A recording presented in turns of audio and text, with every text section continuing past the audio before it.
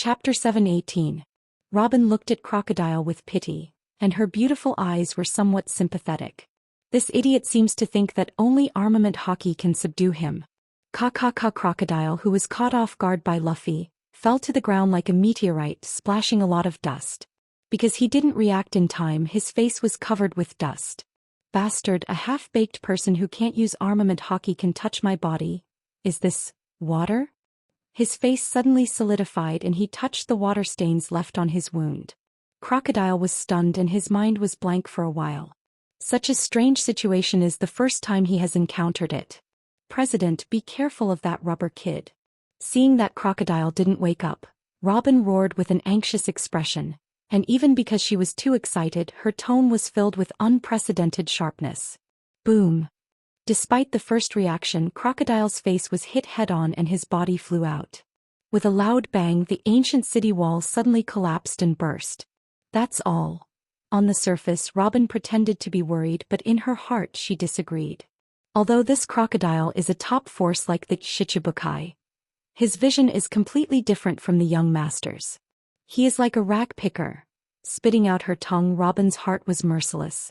Sometimes in order to cooperate with Crocodile, she has to work hard to be ignorant and obey Crocodile. Her inner entanglement can be imagined. Robin had once followed Dustless for a period of time. She was the complete opposite of the ignorant Dustless she used to be. Her knowledge of all aspects was extremely comprehensive, and she was even more familiar with the weaknesses of nature ability users. In addition to armament hockey, the weakness of the attribute is enough to deal with. Luffy used this as a basis to find Crocodile's weakness. Looks like it's just as young master said. This seemingly careless brat actually has a wise side to him. Above the tall building, overlooking the confrontation between Crocodile and Luffy below, Robin's beautiful face showed appreciation, and she was quite surprised by Luffy's wit. At the same time, the scuffle between Crocodile's subordinates and the Straw Hat Pirates under the city wall also began. After a short thought, Robin was about to help Crocodile. After all, she was still Crocodile's subordinate and couldn't turn a blind eye. Caw. Suddenly, the ground beneath his feet cracked. White Zetsu broke out of the ground. He looked at Robin, indicating that he should not act rashly. Young master, do you have any orders? Robin asked calmly. His eyes were as calm as water. Apparently, she was already used to this scene. Over the years, her communication with Dustless was almost always through White Jew. Just pretend and then wait for Straw Hat Luffy to defeat him. White Zetsu glanced at Crocodile, who was suppressing Luffy, and said calmly. Dustless's order was like this. Let Dustless defeat Crocodile. After the matter was over, Dustless would come over in a marine battleship and kill Crocodile, which was equivalent to completing the task. Luffy? You mean the boy with the straw hat? Hearing this, Robin's eyes flashed with surprise, and immediately her delicate face surged with disapproval. She said bluntly, I don't think that Straw Hat Kid is Crocodile's opponent. He is one of the 7 warlords of the sea. Even if he is worthless, he is the strongest of the strong. It is impossible for him to win against Crocodile with a bounty of 30 million berries. Robin made a serious analysis. Whether it was the situation on the scene, past records, or combat experience, Crocodile was better than Straw Hat Luffy.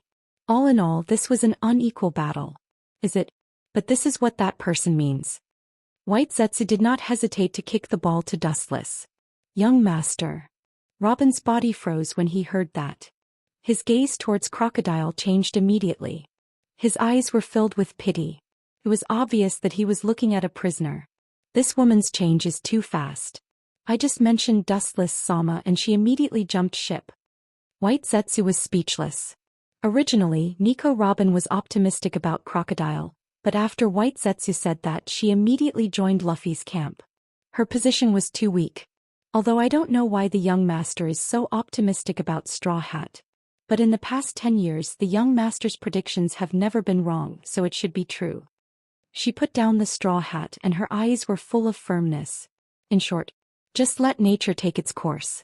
When Luffy defeats Crocodile, you can use the Den Mushi to notify me. His voice fell, and without waiting for Nico Robin to make any response, White Zetsu's body drilled into the ground again, and like a ghost he disappeared without a trace. Seeing White Zetsu disappearing like a gopher, Robin chose to respect Dustless's will. Now in her world the only living person is dustless, omniscient, omnipotent supreme existence. Sometimes when she thought of Dustless's incredible prediction ability in the past, Robin would be more excited than ever, like a crazy fanatic. After all, predicting the future is a divine stroke and Robin's blind worship is pardonable. Chapter 719. Although as an archaeologist she shouldn't judge a thing emotionally, Robin also knows that she should treat it rationally, but sometimes she can't help it. It's like being possessed. Occasionally she feels that something can't be achieved. It's obviously an illusion, but when she thinks of Dustless she feels it's real and there seems to be some mysterious force driving her. Robin suddenly realized that it was as if she was living for Wuxian right now. Really? No wonder Hancock can't leave the young master. Robin couldn't help but feel speechless. She and Dustless rarely met, but in her mind, Dustless's figure often floated. Hancock and Dustless get along with each other day and night, and this experience is probably more clear and obvious. For Hancock and Robin, Dustless has penetrated into their hearts and left an indelible impression. That is, everything about Hancock and Robin has been deeply rooted in their minds. Just like Hancock as a maid, the essence of her existence is to serve Dustless, and so is Nico Robin. Time flew by and when they realized it was already 10 days later. On the blue sea huge waves swallowed the surrounding sea at an extremely fast speed, rolling up even bigger waves. Battleships with the Navy flag cut through the thistles and thorns and sailed rapidly on the sea. And the destination was Alabasta. Crocodile escaped. The Marines there are useless, but this is just right. On the spacious deck, Dustless sat leisurely in a chair, looking comfortable with his legs crossed and shaking his right foot from time to time. His expression was full of laziness and enjoyment. Hancock beside him was peeling grapes seriously. And the person talking to Dustless was Nico Robin in Alabasta. The content is very simple. 9 days ago, as Dustless had predicted before, Luffy, who was in a small universe, successfully defeated Sand Crocodile. Including his subordinates, they were all defeated by the Straw Hat Pirates. And because the previous fleet admiral deprived him of the title of Shichibukai, the defeated crocodile has been handed over to the local marine by the Alabasta royal family. However, perhaps because God took care of Crocodile just yesterday, the insidious and cunning Crocodile escaped. This time, Crocodile didn't rescue his former subordinates, and only Robin followed Crocodile to the end of the world. Because of Robin's obedience to Dustless, she was not caught by the Straw Hat Pirates. She had been secretly watching the situation. When Crocodile jumped out, Robin continued to follow him, or it could be said that she was monitoring him in disguise. Sometimes some smart guys always do stupid things that make people laugh. He gave up the opportunity to step into heaven, instead he stepped into hell. Stupid. Nico Robin on the opposite side of the den Mushy frowned slightly. She couldn't understand Dustless's words because Crocodile had escaped. Because of my delay. Sengoku has sent Kuzan to meet Crocodile in advance. If he can be caught with Kuzan's character, he will definitely be locked in Impel Down to save his life. It's a pity that Crocodile escaped. If he killed him, it would be his own fault. Dustless explained sarcastically. Some people always think that they like to be self-righteous, but in the end they lose their lives in vain. Crocodile is like this now. It's better for him to be caught peacefully. Now that he has escaped, Dustless can just find an opportunity to kill him. Keep an eye on Crocodile. In about 2 or 3 hours I will arrive at Alabasta.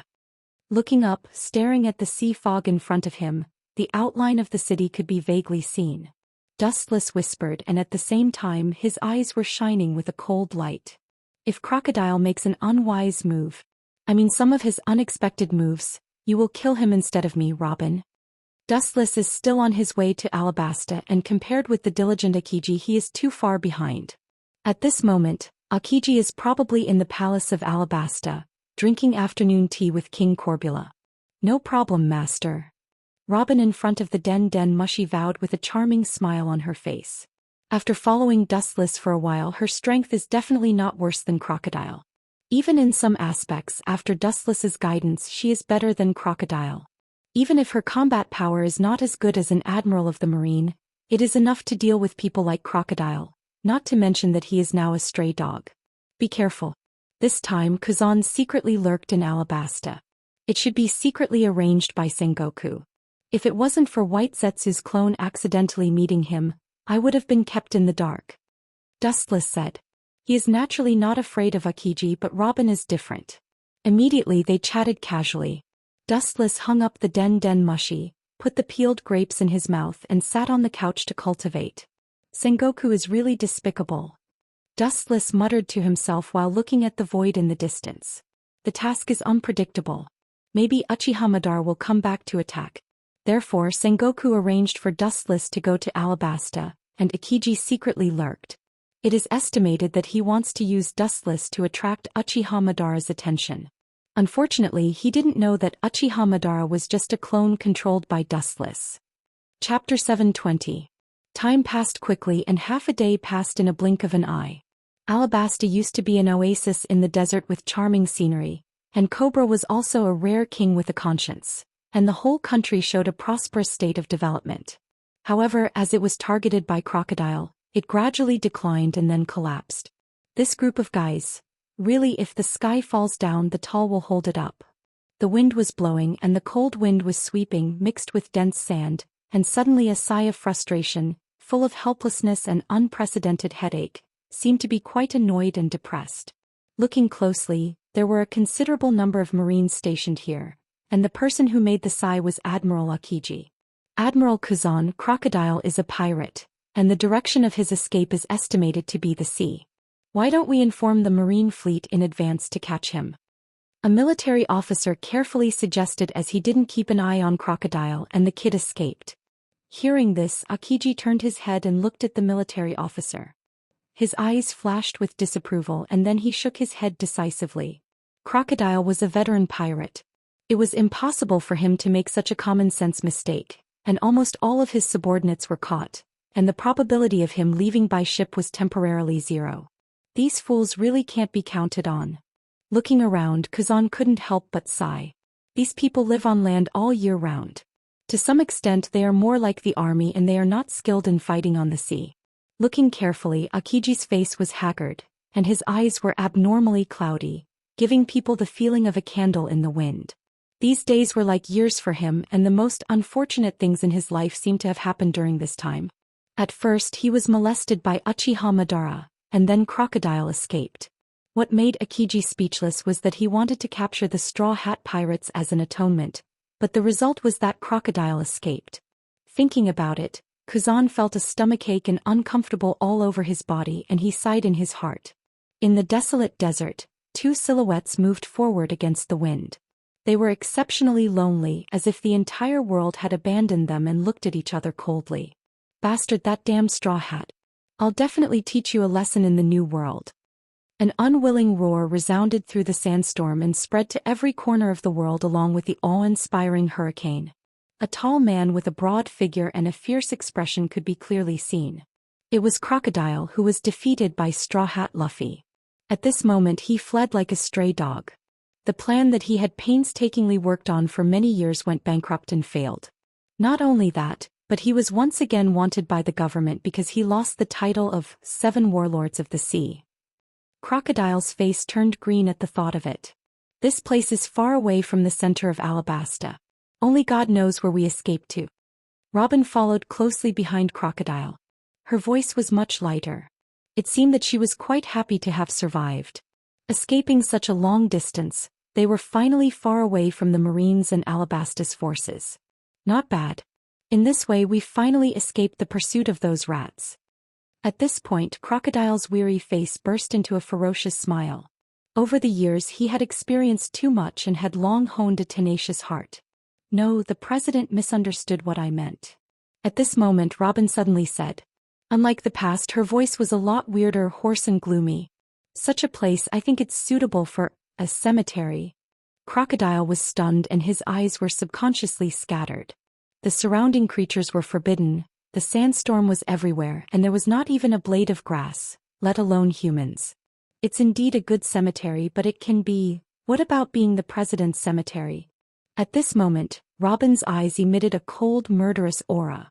She rushed in front of Crocodile and her white and tender fist was instantly swallowed by the dark armament hockey. She mercilessly smashed towards Crocodile's head. Bang bang bang, Robin took advantage of the situation to launch an attack. Crocodile was not aware of it and was directly hit. The power contained in the young fist was beyond imagination. In an instant he was knocked down. The ground could not bear this powerful force and burst open. Cough, cough, cough. Crocodile in the soft sand pit spurted blood and looked at Robin with dull eyes. He subconsciously touched the wound on the left side of his face and the whole face had sunken. Because of the sudden incident, Crocodile didn't even have time to elementalize and was directly hit by Robin. "You, how dare you betray me?" Crocodile's voice was hoarse and low like a dying beast, and his eyes were instantly swallowed by blood. "I didn't expect you to have armament hockey. I underestimated you. Betray you? What a load of nonsense. Robin is always my man. As my subordinate you can't even use armament hockey. My subordinates should be omnipotent." In the sandstorm there was a distant and strange voice. Crocodile was stunned and his eyes subconsciously looked around. There was no one around. He couldn't think it was an illusion. A gust of wind suddenly came from behind. Crocodile subconsciously turned his head and saw Wu Qian with an indifferent expression. Of course there was also his maid Hancock. Chapter 721. Dustless's appearance immediately aroused Crocodile's vigilance. He stared at Dustless with cold eyes, and his whole body was uncontrollably erect. For Dustless, Crocodile had a deep fear in his soul. More than 10 years ago he was beaten by Dustless. The scene of him being beaten like a bug without any power to fight back still played in his mind.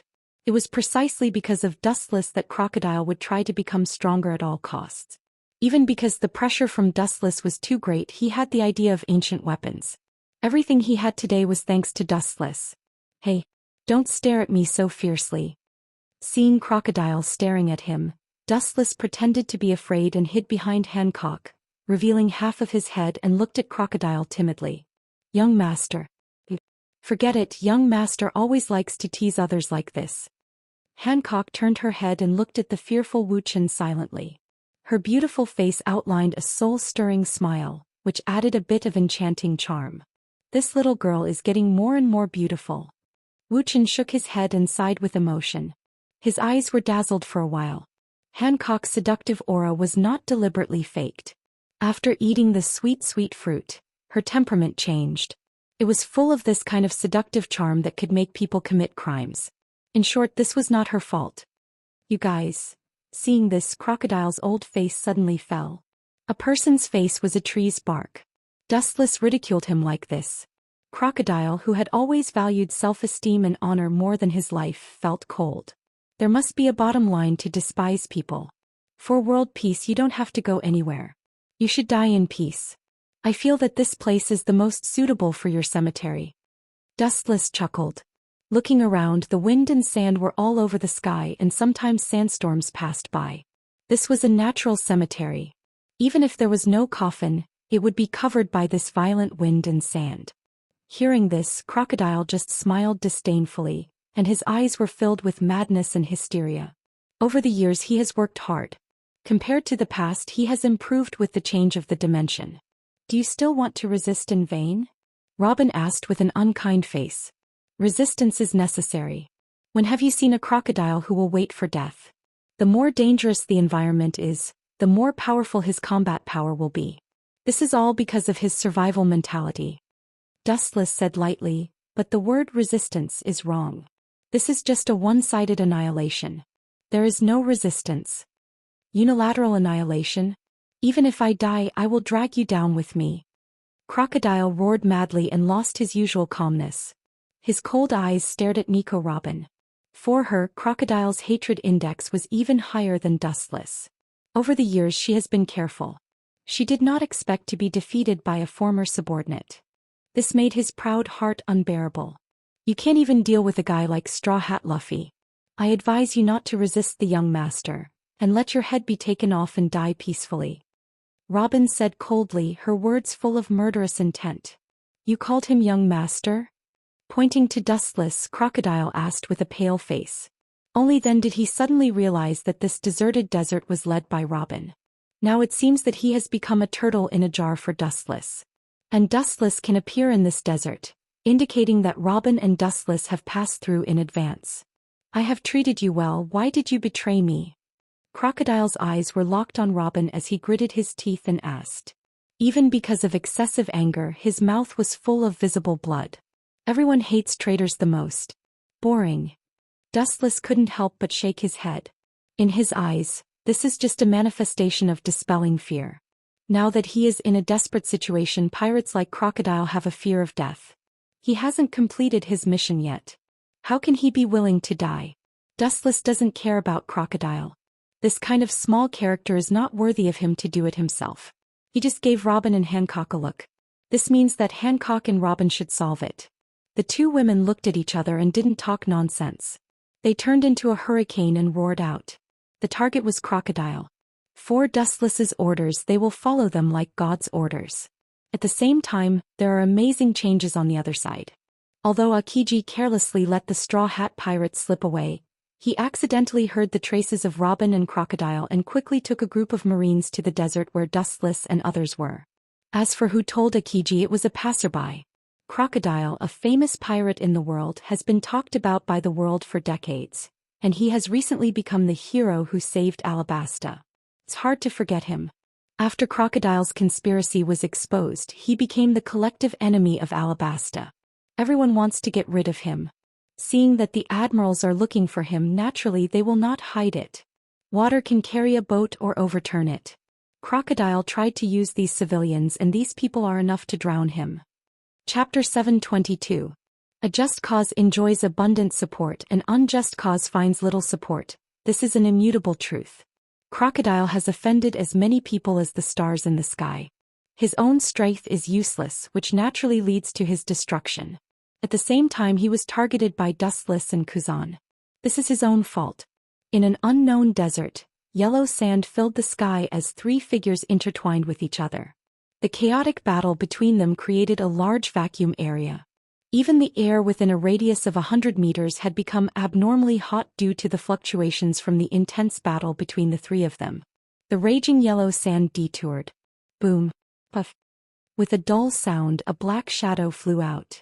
Looking up, it was Crocodile who was hit by Hancock and Robin. Perhaps it was because both of them were women and they were both Wu Chen's subordinates. Their cooperation was exceptionally intimate. Their smooth and flowing movements were flawless and full of a kind of alternative artistic feeling. Their elegant posture and skillful fighting skills were pleasing to the eye. Boom. Crocodile was blown away and the soft sand was naturally destroyed. It splashed up like a wave, and the wind and sand were about 2 or 3 meters high in the air. After wandering in the sea for so many years, you haven't changed at all. You seem to have become a lot smarter. It seems that you have focused on conspiracies these years and forgot to improve your strength. The contempt in Dustless's eyes was clear, and he immediately understood Crocodile's intentions. This guy wanted to defeat him with external forces. It was just a daydream. Don't talk nonsense, don't be complacent. Crocodile, who stood up in the sand, roared. His roar was sharp and made people involuntarily have goosebumps. This guy still refuses to give up at this point. His willpower is tenacious. Hancock frowned and was a little surprised. Robin also nodded undeniably. She had been undercover for many years. She knew that Crocodile's will was comparable to steel. If she wanted to completely destroy him, she must have enough strength. Following their line of sight, Crocodile was dripping with blood. His whole body was filled with a strong smell of blood. His bones were also showing signs of being dented. This was all thanks to Robin and Hancock. Dustless would instruct the two women when he had time. Especially his personal maid Hancock was the most amazing. She was even able to fight with the generals. Robin was not as good as Hancock, but her strength was infinitely close to that of an admiral. Crocodile's disadvantage was extremely obvious. Now that the two women joined forces, they were inevitably humiliated and beaten. Even so, the dignity of a great pirate still supported Crocodile's will. Crocodile did not give up. What a stubborn fool. He should have just surrendered. Why did he have to end up like this? It's useless to resist. In the end, he still can't avoid the fate of death. Wu Chen didn't understand and was puzzled. The current Crocodile was completely showing off his courage. Venting his anger in vain was just a manifestation of his powerlessness. It was just a deathbed struggle. According to the current situation, Crocodile, who was at the end of his rope, was still planning to turn over a new leaf. Desert storm. Seeing the opportunity, Crocodile's eyes emitted a cold light. He waved his hands and a raging hurricane rushed out of his hands. Because this place was a desert, it had a geographical advantage. This high-density sandstorm seemed to have eaten hormones and instantly expanded dozens of times, turning into a hurricane that swept away the world. Whiz whiz whiz, the hurricane rotated at high speed like a divine pen, and the sharp storm that was thrown out was as sharp as a knife, and the sand that was affected would show a long and narrow knife mark. However, this destructive storm passed quietly from the side, avoiding Robin and Hancock. The target of the attack was Dustless, who stood indifferently behind them. You are not here to sightsee, and you are not here to see me make a fool of myself. Fight seriously. Crocodile shouted loudly and then suddenly waved his big hand. The sandstorm rotated several times faster and the range was the same. In the blink of an eye, it expanded more than 10 times. It directly swallowed Dustless into his stomach. Vaster. Robin and Hancock saw this scene and screamed out in worry. They did not expect Crocodile to be so despicable and cunning. He ignored the existence of the two of them and directly attacked Dustless. This is a big gift I prepared for him, no need to thank me. Crocodile was overjoyed and laughed crazily. However, at this moment in the center of the hurricane, a golden halo suddenly rose and Dustless's voice was heard. It was as plain as water, but it sounded harsh to Crocodile. To be fair, after so many years, you can still think about me all day and prepare a big gift for me. I am very happy. But you actually use such a vulgar move that can be destroyed with a wave of your hand. You are as ignorant as Mariehua's brat back then. 10 years have passed in the blink of an eye. The insignificant insect of the past has become a giant in the ocean, yet you are still so unbearable. Ayo ayo ayo ayo. In the storm, a terrifying roar came out as if an ancient god had broken out of the seal, roaring unscrupulously and full of joy. Then, in the tornado-shaped sandstorm, a mighty giant could be vaguely seen. The ferocious Tengu armor was clearly visible. Chapter 723. The ferocious Tengu armor, the mighty body, the head on the sky and the feet on the ground, made Crocodile sweat. His soul trembled when he was swept by the terrifying giant eye. Boom boom boom, the towering giant raised his blade and swung it down. The tachi of light swept out and a tyrannical wind shot out from the tip of the blade. The massive sandstorm that was about to annihilate the world disappeared in an instant. The heavens and earth were solemn, as if even the heavens were afraid of the ancient giant. The silence was as still as water. They were like insects that could be easily suppressed, trampled, and destroyed with a wave of his hand. His pupils widened as he looked at the giant. Crocodile stopped breathing and his heart stopped beating. For a moment he was motionless like a sculpture. Short-sighted, what you saw before is just the tip of the iceberg. Raising his eyelids and looking at Crocodile with pity, Dustless's sarcasm disappeared in a flash. Pluto's weapon only exists in legends. It is unrealistic to use him to defeat Dustless. Legend has it that the fight between the two is enough to annihilate the world. At the same time, seeing Crocodile's sluggish expression, his body full of loopholes and flaws, Hancock and Robin looked at each other and nodded at the same time. Immediately they roared out like cannonballs. Boom boom boom, the fragile desert ground suddenly exploded, and a bottomless black pit suddenly appeared on the desolate ground. Crockett was lying in it and it was unknown whether he was dead or alive. His heartbeat is unusually weak. It seems that he is running out of oil and is infinitely close to the end of his life. Perhaps an ordinary civilian can kill this ferocious crocodile. I didn't expect the little girl of that year to be so unprecedented. I'm afraid that even a Marine admiral can only return without success when he meets the cooperation of the two of you. Removing the shocking Kinsisnu, Dustless was like a breeze, quietly falling between Hancock and Robin, and his thin hands like willow branches wrapped around the waists of the two women. Immediately, he stared at the half-dead crocodile in the deep pit and looked at the broken corners of his clothes scattered around him, and his left eye turned extremely. Heavenly hand power. In an instant, space and time were reversed and the world in front of him was different from before. In the blink of an eye, he crossed the layers of space and came in front of Crocodile. Hancock and Robin looked at each other and could see the horror in each other's eyes. It was just a blink of an eye, but they were shuttling through space. Immediately they were shocked to feel the tender little hand on their waist, and their faces turned red, but they did not resist. After 10 years all the grievances in the past had been erased. Now Dustless was the only person Robin and Hancock were loyal to. The present Wuxian was just their everything for the rest of their long lives. Cough, cough, cough. Dustless crocodile, crocodile, crocodile, crocodile, and crocodile, crocodile, and looked at him. Crocodile's Dustless. Was Dustless. So that's how it is. Crocodile laughed at himself. He knew that God didn't need to be angry or happy. He just needed to watch his ugly and clumsy performance to please him. You are still so young, it seems that time has not left a trace on you. Crocodile bowed his head and said in an unusual tone. Looking up, Wu Chen's appearance was still the same as it had been 10 years ago. There was no difference between him 10 years ago and 10 years later. They were completely carved from the same mold. Because I have struggled out of the shackles of time, and become the only one among human beings.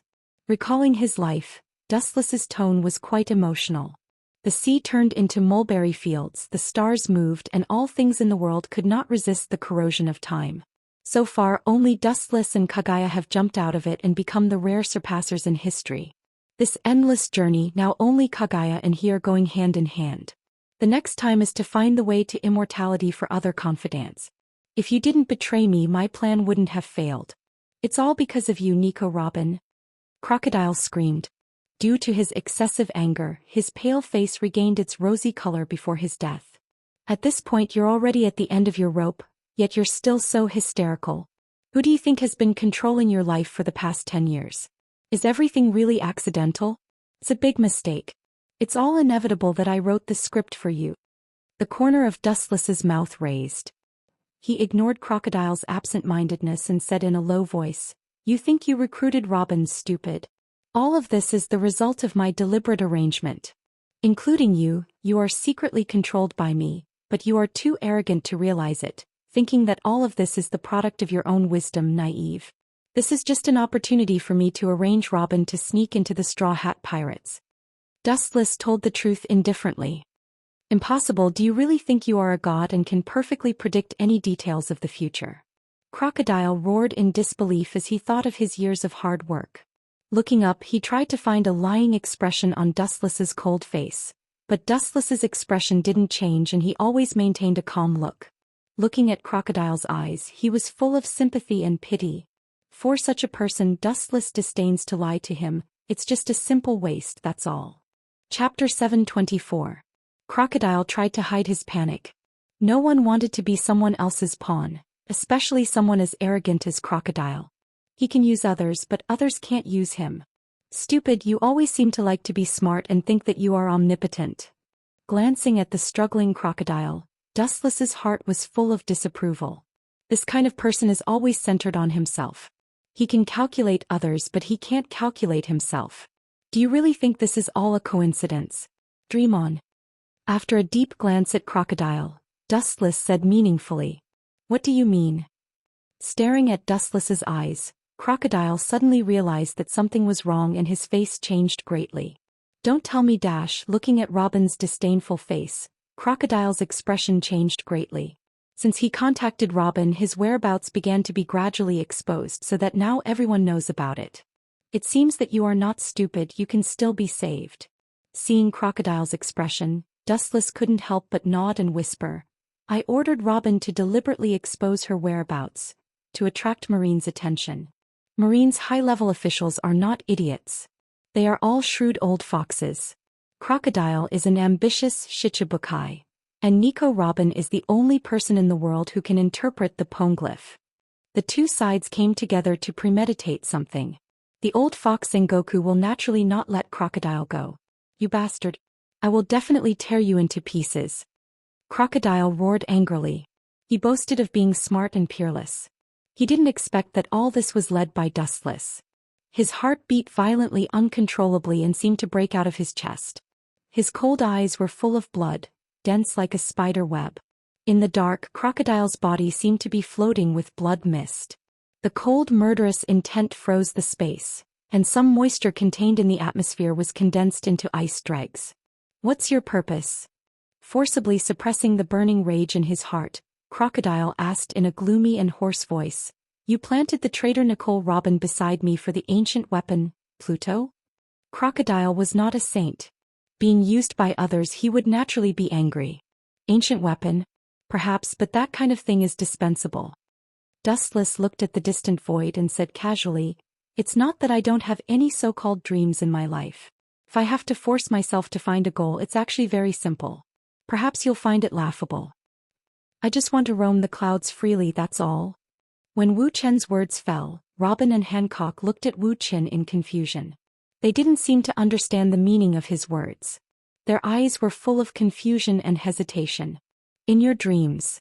Crocodile sneered and denied after a brief moment of absent-mindedness. Strolling in the clouds, these 4 simple and casual words contained a monstrous ambition. Since ancient times, there was only one kind of creature that could walk in the clouds and see the sky as their backyard. It was as if they were strolling in the courtyard and overlooking the masses. God. Crocodile sneered and tried to hide his panic. Thinking of all the past experiences, now he finally had an epiphany. In the past, Dustless didn't take anything seriously. Everything was just a show to please him. Dream? What do you think is the difference between humans and God? Strength status? In reality, it's not. Wu Chen turned a deaf ear to Crocodile's question. He raised his head and stared at the void in the distance. His awe-inspiring and deep eyes seemed to be able to penetrate the layers of voids and point to the bright Milky Way in the depths of the vast universe. The world in front of him was just the second stop for Dustless. The vast universe was his journey. God is a plaything, but humans are fighting for every inch of land. First of all, there is a huge contrast in thinking. Throw away the old vision of the past and try to stand on a new high point to overlook the world. You will suddenly feel that the world will be a lot more interesting, but you, who are about to die, can't understand this feeling. Dustless just smiled at Crocodile's ridicule. He didn't need to explain to a dying person, nor did he need to waste his breath. It would be too ungentlemanly to argue with a dying person. He raised his thumb indifferently and gathered high-density photons. This weak light seemed soft, but it made Crocodile, who was on the verge of despair, feel a fatal threat. The light beam was enough to easily penetrate him. Go to hell. As soon as his voice fell, a ray of light shot out. The sharp flash of light was extremely strong and unstoppable. It easily cut open Crocodile's abdomen, and a scorched black hole suddenly appeared in his lower abdomen. There was a stench all over. The hole in the chest was where the heart was. It was a fatal blow. Crocodile's breath was extremely weak in an instant. His face was as pale as paper and his eyes were blank. It seemed that he used his last moments to recall how short his life was. Let's go, his heart has been destroyed by me. Even God can't save him. Leaving only a sentence in the sky, Dustless and his servants turned into a breeze and floated away. In this deep pit, there was only Crocodile who would die in a moment. The barren desert was isolated from the world. It was self-evident what awaited Crocodile. Chapter 725. Crocodile is just a small character who is not worth mentioning on the Grand Line. The reason why the position of Shichibukai was given to this kid was barely a stroke of luck. Of course, it is undeniable that his wisdom and strength also played a certain role.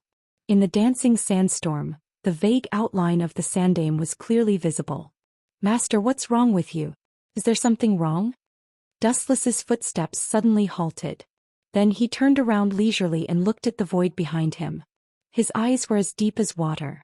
His eagle-like sharp eyes seemed to be able to see through the heavy sandstorm. His sight was fixed on Crocodile. In the dark, Dustless saw Crocodile's intact appearance. "Go back," Wu Chen said coldly with a cold smile on his face. Both Robin and Hancock were stunned and looked at Dustless. They looked at his firm and unshakable eyes and couldn't say much.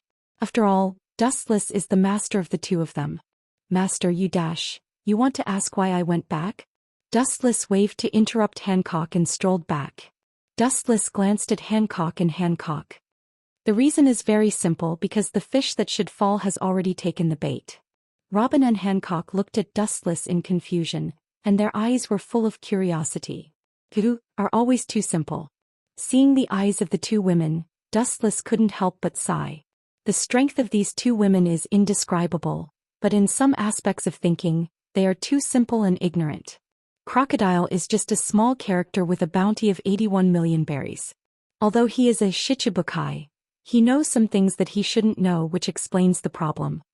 Master, are you talking about the source of Pluto? Robin asked with a flash of light in her eyes.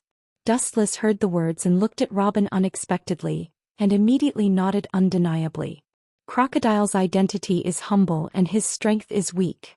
It is extremely unreasonable for him to know the existence of Pluto.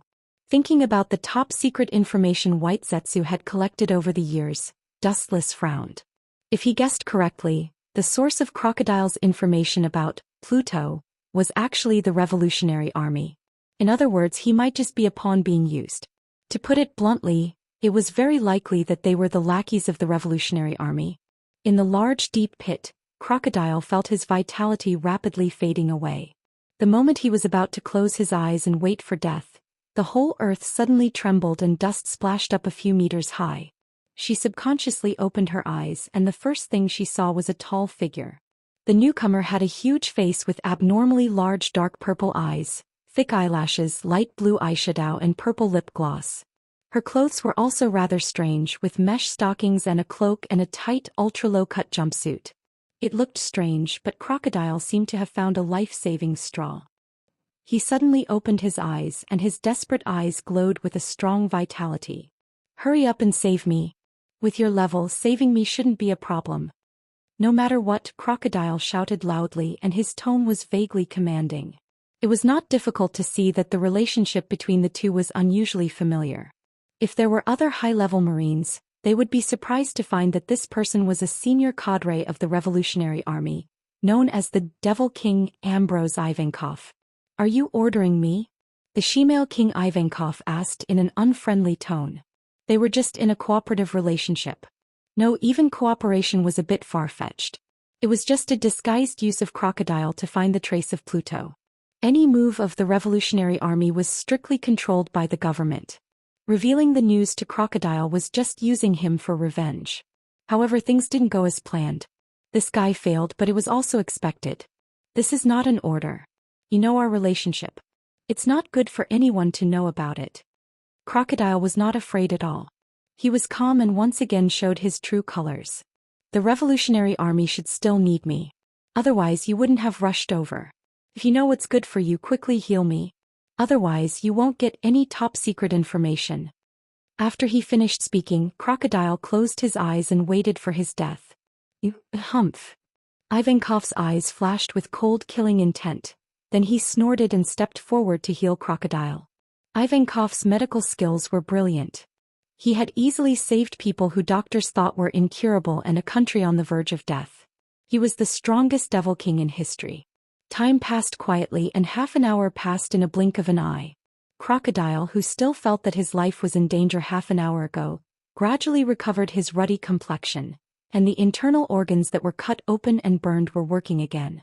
This feeling, "It's been a long time." Standing up, Crocodile said. "Long time? It's indeed a blessing to survive, but unfortunately this is only temporary. Some things can never be changed." The indifferent voice resounded through the endless sky, like a thunderbolt, making people's eardrums almost burst, and they looked in the direction of the sound. "You didn't leave?" Seeing Dustless appear quietly, Crocodile's eyes were full of fear and retreating. After dying once, he knew how precious life was and how hard it was to get it. Dustless just glanced at Crocodile slightly, then his eyes fell on Ivankov. "No wonder I'm gradually out of control of Dolag. If I didn't guess wrong, it's also because of your brilliant medical skills. With a genius doctor like you, no wonder the Revolutionary Army has been around for a long time. But all your movements are under control. The reason why Crocodile is left alive is nothing more than to lure you into the trap. After all, if he dies, you can't show your superb medical skills." Chapter 726. Ivankov's face turned green. Like Crocodile, his broad and rough face was filled with fear. This terrifying person who easily defeated Durag was not to be underestimated. He was a forbidden existence that could not be touched. He could only look up, unable to look at him. "To be honest, your medical skills are so superb, it's really surprising." During the conversation, Dustless's body completely ignored the existence of gravity and floated in front of Ivankov and Crocodile. Nico, Robin and Hancock also followed. He stared at Crocodile and Ivankov. Dustless was fine, but the appearance of Robin immediately aroused Crocodile's hatred. He stared at Robin fiercely and his eyes almost popped out. You actually guessed that I would come to his aid. Ivankov's face was pale, and he instinctively suspected that there was a traitor in the Revolutionary Army. With a chuckle, Dustless explained, "This is very simple. Decades ago when you contacted Crocodile, the Revolutionary Army was already under my control. White Zetsu had been ordered to monitor the movements of the Revolutionary Army and Crocodile. By the way, your ability should not belong to the category of treatment." Dustless's deep eyes sparkled and he looked at Ivankov with a little surprise. "In a sense, I have used the ability of Rinnegan to modify Durag's memory, but you can still make him change back. This kind of disease can't be cured at will." Dustless used Rinnegan to modify Durag's memory, but Ivankov in front of him could restore Durag's memory. Dustless was naturally surprised. "Doctor? I never said that I was a doctor." Although his strength was not as good as Dustless, Ivankov could not be captured. He was not afraid at all, and his words revealed unprecedented firmness. Now there were only two ways to go: to fight to the death or to wait for death. He naturally chose the former. "Of course I know that. You're a paramecia user, not a simple doctor. You're a human engineer who can transform people from the inside. The ability user's healing hormone can give people with incurable diseases a chance to be saved, but at the cost of several years of their lifespan." Dustless explained with a smile. In fact, Dustless knew that he was releasing a tiger back to the mountain when he let Durag go. "How about now? Are you two going to put on the collar yourselves or?" Death's charming eyes. Before Dustless could finish his words, Ivankov took the initiative to launch an attack. He blinked his eyes abruptly and pounced directly at Dustless. Naive, helplessly shaking his head, Dustless easily used elementalization to avoid the impact of the storm, while Hancock and Robin easily dodged sideways. "What are you looking at? Run, you idiot!" Ivankov glared at Crocodile and cursed. Then he turned into a gust of wind and disappeared, stirring up a violent sandstorm. Looking up, Crocodile's eyes were blood red as he stared at Robin with resentment.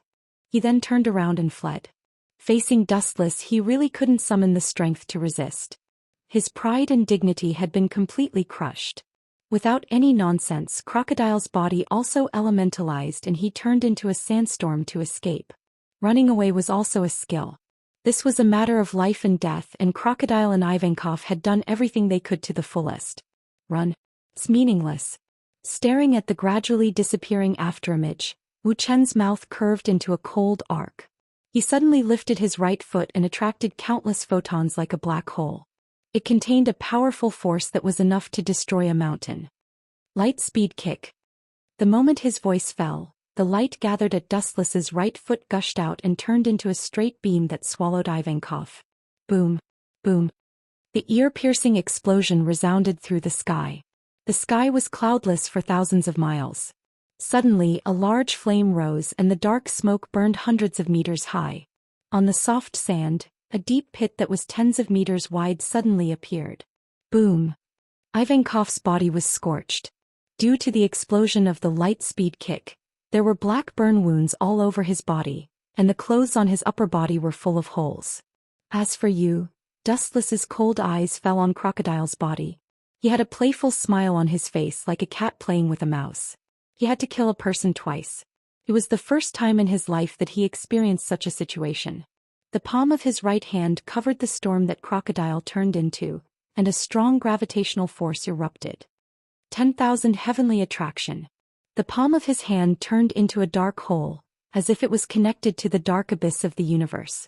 The terrifying gravitational force was enough to tear any matter in the world. Every move was different from person to person. The strong would strengthen themselves and the weak would weaken themselves. The 10,000 things heaven's pull used by Dustless was hundreds of times stronger than the vortex Nagato. Within a radius of 1 kilometer, everything was bound by this gravitational force. Damn it!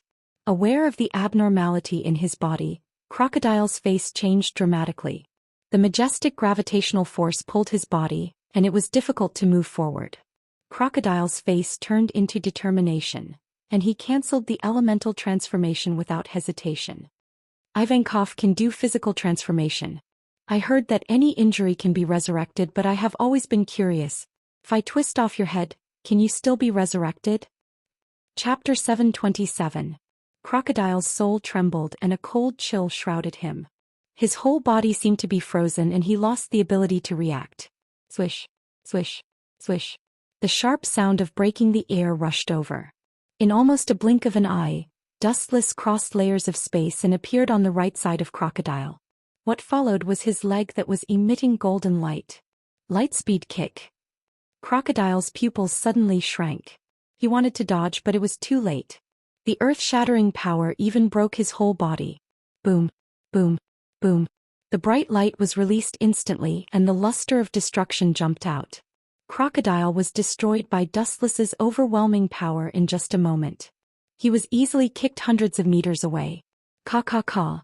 The crisp and pleasant sound of bones was heard. Only those with sharp eyes could see that Crocodile's chest was deeply sunken, and his ribs were almost shattered instantly. In just a short gap of a few breaths, the Ladyboy King Ivankov and Crocodile were defeated by Invincible's strength. Huh. This guy's body doesn't seem to be human anymore. His endurance is not bad, but that's all. Ivankov struggled to pull his head out of the desert. His face was as pale as paper, and his eyes flashed with lingering fear from time to time. Looking at the calm Dustless, he couldn't help but have goosebumps all over his body. This guy, no wonder he could defeat Dorag. If I hadn't transformed my body before, I would have been killed in seconds just now. Ivankov's eyes were filled with fear, and at the same time his eyes were jumping and flashing with a strange light. I have to think of a life-saving strategy. Frowning, Ivankov thought of a strategy in his heart and increased the operation of his brain cells to the extreme. However, for a long time he still couldn't think of a suitable life-saving strategy. His strength was not as good as others and his speed was 1,000 miles behind. Even his IQ was perfectly crushed by Dustless. Ivankov's eyes turned black when he thought about it. The world in front of him had abandoned him. It seems like you're already at the end of your rope. How disappointing. I thought you would still have a pleasing performance, but it seems like I was thinking too much. You should stop here. A ray of light flashed and Wuxian appeared in front of Ivankov instantly. He put his hands in his trouser pockets and his face was filled with boredom and disappointment. As for Crocodile, he was almost eliminated. He was finished off by a casual lightspeed kick. Ivankov's body had been modified. Although his endurance was extremely high, he would probably be eliminated by the next kick. There was no comparison at all. The difference between the dimensions of both sides was too great.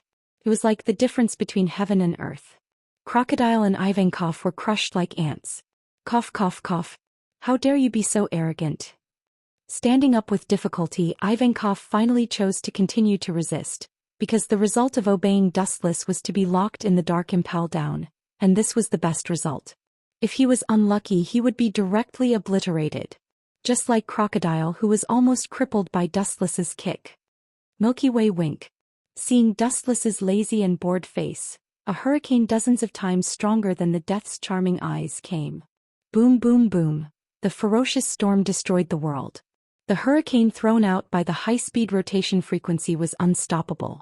It was like a knife tossing the sand into a desolation. Poochie poochie. In an instant, Dustless, who was motionless like a sculpture, was swallowed. The sound of flesh being cut was chilling. The storm of swords seemed to be able to cut steel. This time, you brat, what kind of joke is this? The proud face suddenly froze. Ivankov's pupils dilated, and he looked at Dustless, who was walking out of the storm. He was petrified as if he saw a ghost. Intact? It must be because of my old eyes. Ivankov rubbed his eyes and Dustless was intact. His clothes were clean, his face was ruddy, and his breathing was extremely rhythmic. Obviously he was very healthy. Not to mention severely injuring Dustless. Even his clothes showed no signs of being damaged. It was as if the attack was directly ignored and filtered. What's so surprising about being intact? Did you expect to defeat me with this ridiculous trick? You really can't be judged by the eyes of ordinary people. Looking carefully at the sluggish Ivankov, Dustless couldn't help but shake his head. He had lost interest. A fight between children, let's stop here. Don't waste my time. Staring at the stones around Ivankov, Dustless's expression gradually turned cold. Heavenly hand power. Activating the ability of Rinnegan, he directly appeared behind Ivankov, holding an ancient tachi in his hand, which was filled with the vicissitudes of life and inauspiciousness. Staring at Ivankov in front of him, Dustless's eyes flashed with contempt. The gap between them was too big and it was difficult to arouse his interest. Clang. The first-generation ghost blade in his hand was unsheathed, and there was a roar of steel. When Ivankov reacted, his face changed drastically. When he was about to dodge, it was already too late. The first-generation ghost blade had already cut his body, leaving an unerasable mark. Pucci. Blood splashed everywhere. Ivankov's back was torn open and there were many ghastly wounds on it. His strength was gone in an instant and he fell to the ground unwillingly, losing his consciousness. Only my weak breathing could be heard. Chapter 728. Yellow sand filled the sky and the world in their line of sight was a blur of vicissitudes. The visibility in the surroundings was less than 1 meter, and the cold wind mixed with particles made people not dare to open their eyes. Even their faces would feel an unusual piercing pain. The soft sand flowed with scarlet blood which looked dazzling. In the pool of blood, Ivankov's breath was weak and he had lost consciousness. His whole body was drenched in blood. There was no doubt that as long as Dustless slightly increased his strength, this world-famous transvestite king would step into the door of the underworld. "Master, don't you need to kill him?" Hancock and Robin asked. Their shining eyes were full of fanaticism. Dustless's strength was so exaggerated that only an admiral could barely deal with Dustless. But it was just barely. "Kill him." Dustless looked at Hancock and Robin with surprise. Even a 3-year-old child could kill Ivankov. However, to Dustless's surprise, Hancock and Robin were so decisive. Robin was okay. She had been wandering in the outside world for many years and had witnessed too many sinister people. It was understandable that she chose to kill him to protect herself. Hancock had followed Dustless for many years, but she had never killed a chicken. Now she easily said that she would kill Ivankov, indicating that she had made a choice in her heart. This guy doesn't need to be killed for the time being. There are still many unsolved mysteries to be solved. As for Crocodile, I can only say sorry, unfortunately he will die. Now in this world, only Crocodile knew that Robin was Dustless's subordinate. In order to seal his mouth, Crocodile would naturally shut up forever. But he won't slip away, Dustless suddenly said as he stared indifferently into the distance. This guy's body is strange. If we leave him alone, he will definitely run away. Hancock and Robin said with a little worry. Don't worry about it. A nobody will always be a nobody. Even if you give him a stage to show his talent, he will make a fool of himself. His clown-like rough acting skills will also make people laugh. Wuxia waved his hand, indicating that there was no need to worry about it. What's more, under his majestic perception, Aokiji has already arrived with a large number of marines, and Ivankov will inevitably be captured and sent to Impel Down. Dustless stared at Ivankov, who was lying in a pool of blood and left in a flash. Ivankov had already been severely injured and had lost consciousness. It was impossible for him to escape in his current state. I can't die here. In the future I must find that bastard and Nico Robin for revenge. I can't let them live so freely, absolutely. In the howling sandstorm, Crocodile dragged his tired body and forced himself forward. With every step he took, his body would sway and give off a nauseating smell. Instinctively, he was already at the end of his rope, and it was only a matter of time before he stepped into the kingdom of heaven. However, with the support of his will to live and his unprecedented hatred for Robin, he miraculously regained a brand new vitality. Without taking revenge on Dustless and Robin, Crocodile was unwilling to die like this. Are you still having this kind of unrealistic dream? Ridiculous guy, are you really one of the 7 warlords of the sea? Sometimes I think you are more like a kid who hasn't grown up yet, otherwise, you wouldn't have such a naive dream. The golden rainbow fell from the sky and Crocodile, who was unaware of it, was enveloped by this dazzling light, and then he saw Dustless falling from the sky. Bang bang bang. The powerful force could not be resisted and easily suppressed Crocodile. The ground trembled and immediately splashed up several meters of dust. Revenge on me? And Robin maybe.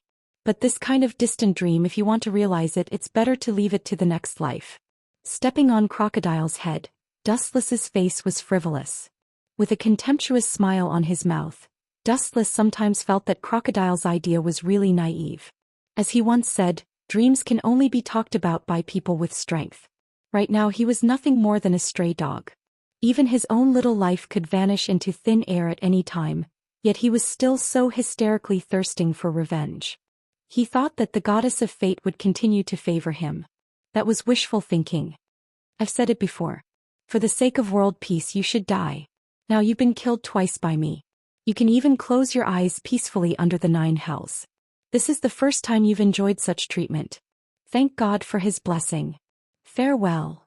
The dazzling golden flash gathered at his fingertips and Dustless aimed at Crocodile's eyebrows. The light was sharp enough to penetrate everything and Crocodile's heart was in his throat. No, I don't have laser Poochie. The ferocious and ruthless beam of light easily penetrated Crocodile's head. He suddenly stopped his unwilling roar and the whole world was quiet. It also marks the fall of a generation of heroes. At the same time, a large group of Marines led by Akiji finally arrived and finally saw the shadow. Dustless had already let Robin, the ace undercover, slip away in advance, leaving only him and Hancock. What you did was really ruthless. You killed a Shichibukai. That guy seems to be a senior cadre of the Revolutionary Army and he seems to be dying. Looking at the messy battlefield, Akiji couldn't help but sigh. Chapter 729. Especially Crocodile's miserable death, Akiji couldn't help but sigh with emotion. His heart was also filled with mixed feelings. The burnt hole in his head was obviously dead. Even if the gods were in the world, it would be difficult to bring the dead back to life. Looking at Crocodile, it was not difficult to see from his incredible expression that he did not realize that he would fall. How can the Revolutionary Army have anything to do with the Shichibukai? Eiji was puzzled as he looked around Crocodile and Ivankov. Hearing this, Dustless just glanced at Akiji. The source of the ancient weapon should belong to the Revolutionary Army, and he is just a pawn.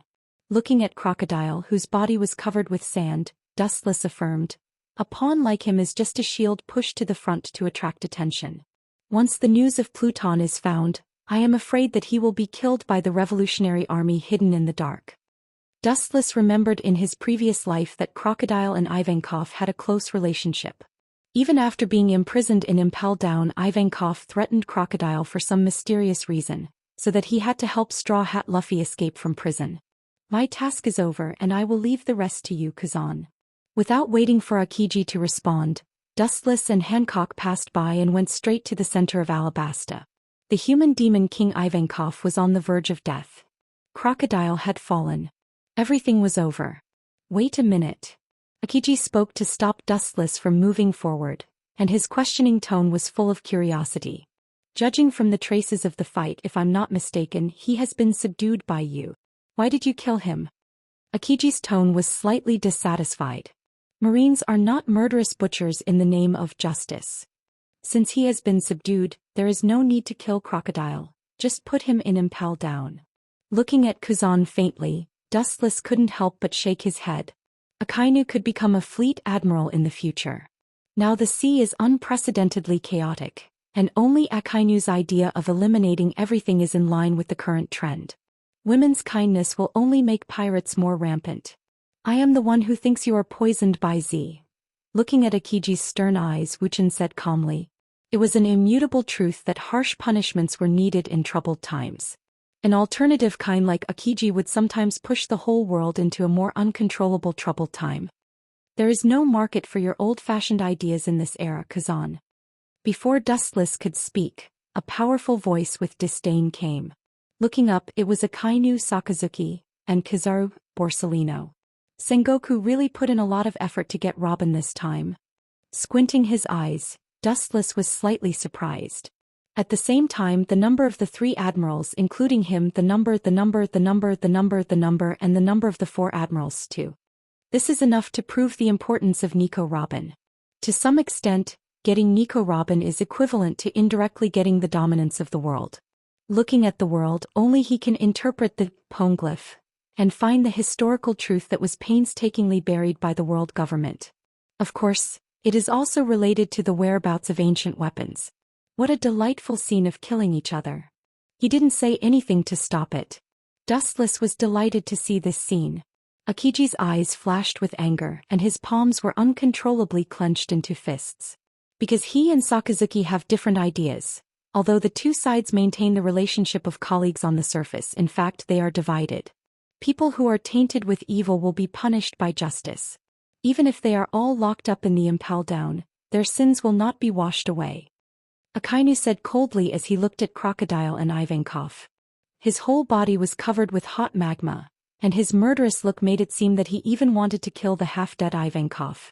The Marine's justice is not bloodthirsty, otherwise I don't think there is any difference between them and pirates. Kazan said without fear.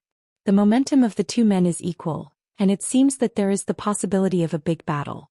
In the Marine, the discord between Akainu and Akiji is also known. It seems that some things have been destined for many years and it can't be changed if you want to. It was precisely because of the discord between Akainu and Akiji that Akiji was unfortunately defeated in the Fleet Admiral battle, and eventually retired from the Marine.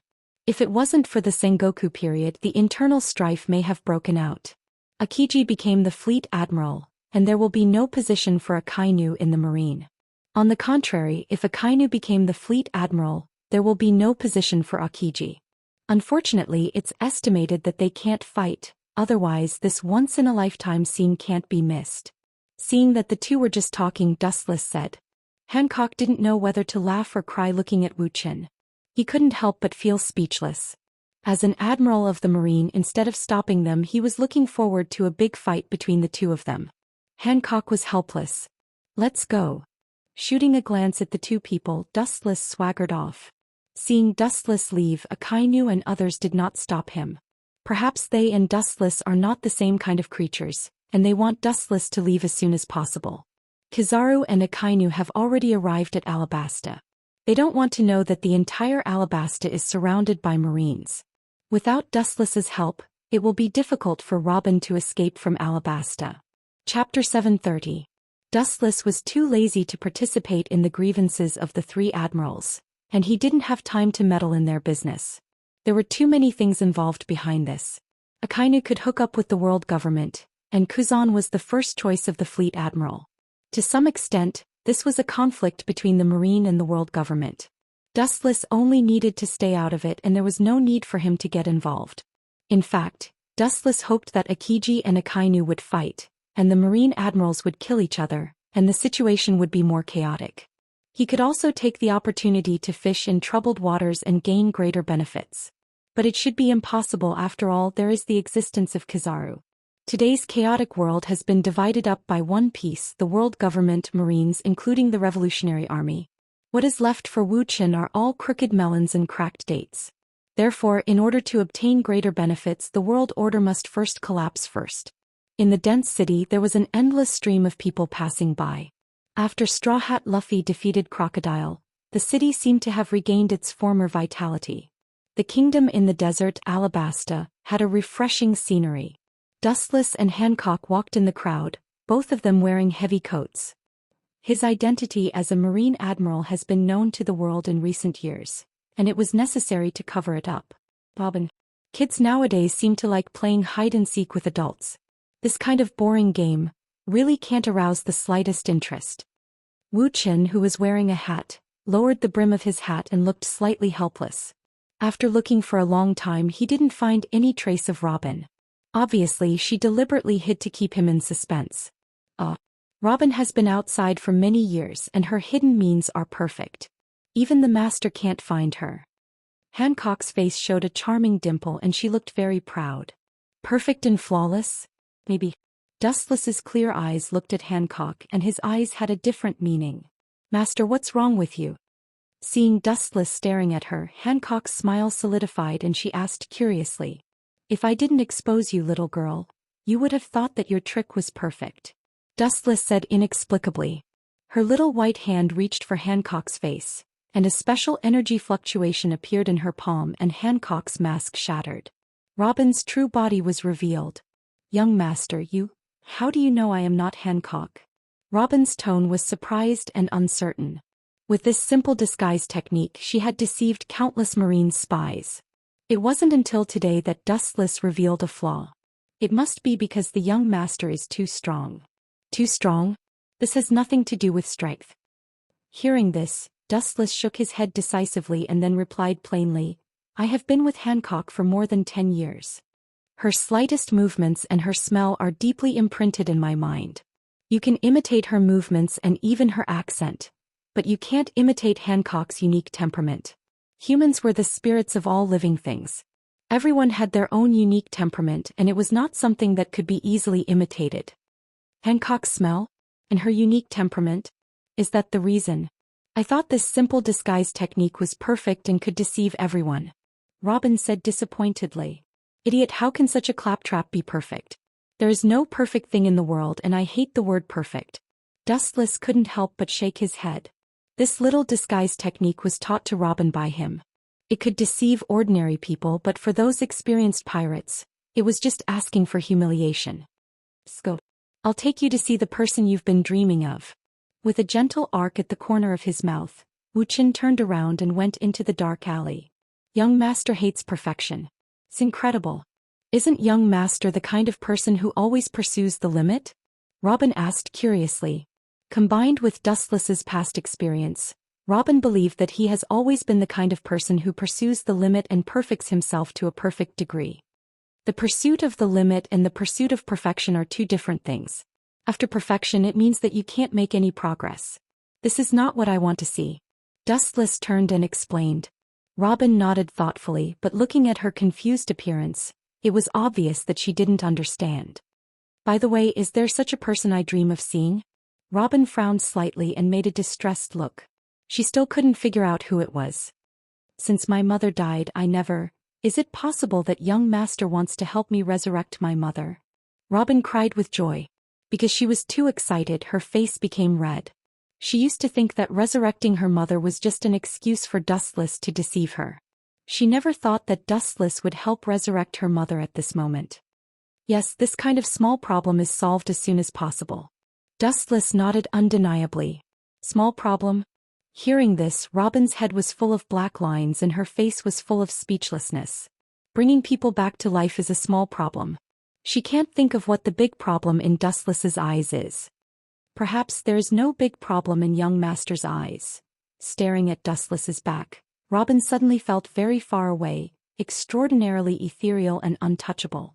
The figure in front of her seemed to dissipate like a cloud at any time. Chapter 731.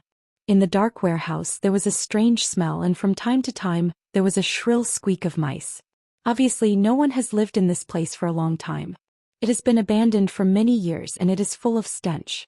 With the faint sunlight coming in through the window, they could vaguely see a few quiet shadows passing by, silent. Even the cunning mice didn't notice them, they just felt a gust of wind. They didn't want to know that these people were extraordinary. Even if you didn't prepare enough berries this time, you didn't have to find such a place to wait for me to cast sorcery. Dustless complained in the dark space. Over the years his life has become more and more comfortable, and he is quite uncomfortable with this pungent stench. Master, you have to put up with it. It happened suddenly and you didn't inform me in advance. Hancock said helplessly. It's not that she is forgetful. This is the first time she came out with Dustless. Before in Mariehua she never needed berries. She can just ask the staff of the world government to do whatever she needs. Forget it, there is no need to go to this place. Anyway, your mother's body is stored in other places by me. There is no need to go to this disgusting place. At this moment Dustless suddenly said.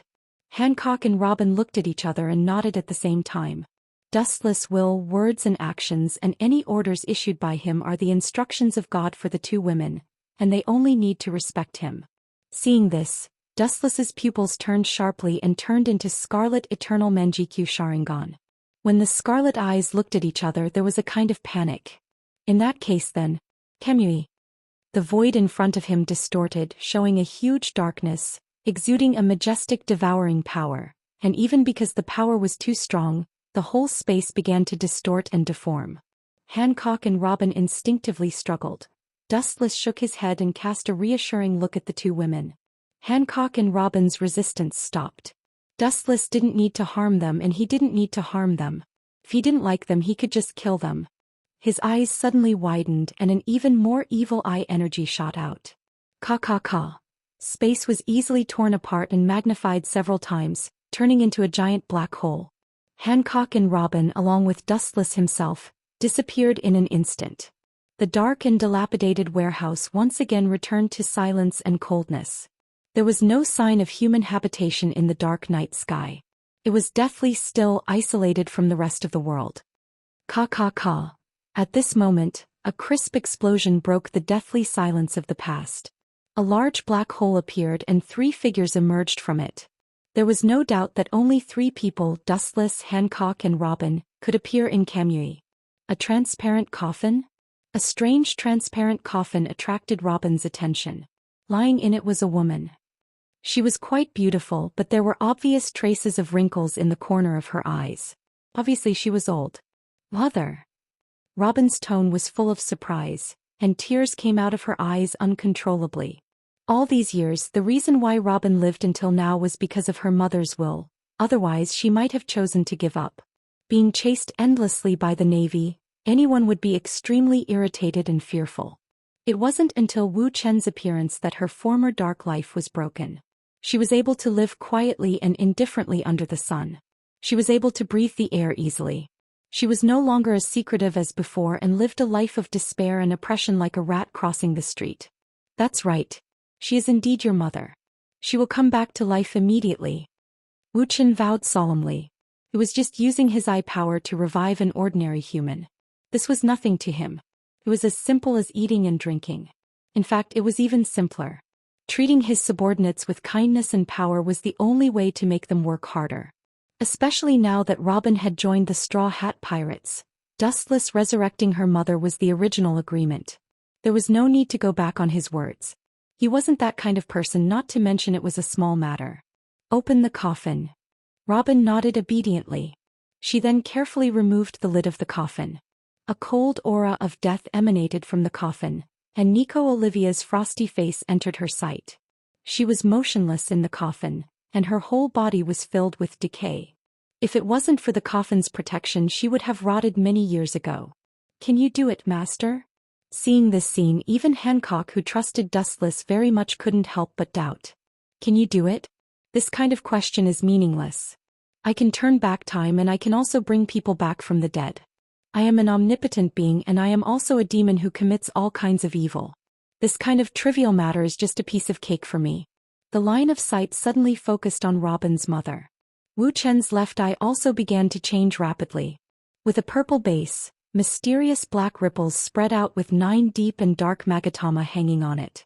It was Dustless's Rinnegan Sharingan. Robin and Hancock looked at each other nervously. Their white and tender palms exuded a little sweat as they stared at the unprecedented scene in front of them. Their breathing was much heavier than usual. Outer Path, Reincarnation. Chapter 732. Outer Path, Reincarnation. Along with Dustless's order, the malevolent Yama suddenly flashed, as if he had drilled out from hell without any warning. He opened his ferocious big mouth, enough to swallow all things in the world. Looking at the sudden appearance of this terrifying creature, Robin and Hancock instinctively retreated. Their faces were full of fear. They felt a deadly oppression from this ugly creature which made their nerves a little confused. Don't worry, he's just a machine-like existence, he won't hurt anyone. Dustless showed a spring breeze smile, indicating that the 2 women didn't need to worry. This kind of creature from hell, ordinary humans would feel fear and panic, and it's also human nature. Kakaka. Immediately, under the shocked gaze of the 2 women, the mysterious creature opened his mouth, and a strange green light was spat out from it. The light was mysterious and full of vitality, and there was an indescribable magical power that seemed to be able to be reborn. In the blink of an eye, all the green light floated into the body of Robin's mother, and like a stone thrown into the sea, it was directly absorbed and swallowed by her. After using up all of the green light, the hideous Yama King finally disappeared. She's actually breathing. Hancock stared at Robin's mother, and she, who was already at the admiral level, clearly felt that Nico Orbia was breathing weakly. Although it was very weak, it was obvious that she could feel the residual heat in the air. She will be completely recovered soon. Robin and Hancock may not be able to see it, but Dustless's Sharingan's abnormal vision clearly saw that Nico Orbia's body was gradually recovering. The silent blood began to slowly flow again, and the completely stopped heartbeat gradually recovered, the frequency from slow to fast, and even her fingers began to move slightly. Immediately, under the horrified gaze of the two women, she finally opened her eyes that had been tightly closed. "Robin?" Orbia, who opened her eyes, asked in a trembling voice. She struggled to support her body and subconsciously pinched her skin, thinking that she was dreaming. It wasn't until the severe pain spread all over her body that Orbia realized that it was not a dream but reality. "How is this possible? Didn't I die?" Orbia's lips trembled uncontrollably as she said in disbelief. "Mother, it was young master who revived you." Tears flowed from the corners of Robin's eyes as she sobbed. He subconsciously looked at Dustless. In this strange and mysterious world he was the only male. Naturally, the young master that Robin had mentioned was on the verge of popping out. "You are a celestial dragon?" Her pupils instantly dilated several times, and Orbia suddenly jumped out of the coffin, protecting Robin's body. Her blank eyes were also filled with vigilance. Through the small part of the emblem exposed on Dustless's left chest, she instantly saw through Dustless's origins. In this world no one dares to pretend to be a celestial dragon. "Mother, you worry too much. Young master is indeed a celestial dragon, but there is an essential gap between him and those celestial dragons." Wiping the tears from the corner of his eyes, Robin indicated that there was no need to worry. "What do you know?" "I know the history of the celestial dragons better than you. They are actually the culprits who rule the world behind the scenes. The Gorosei 5 elder stars, and the Navy are their lackeys." Orbia still did not relax her vigilance and looked at Dustless as if she was facing an enemy. Her eyes were locked on him.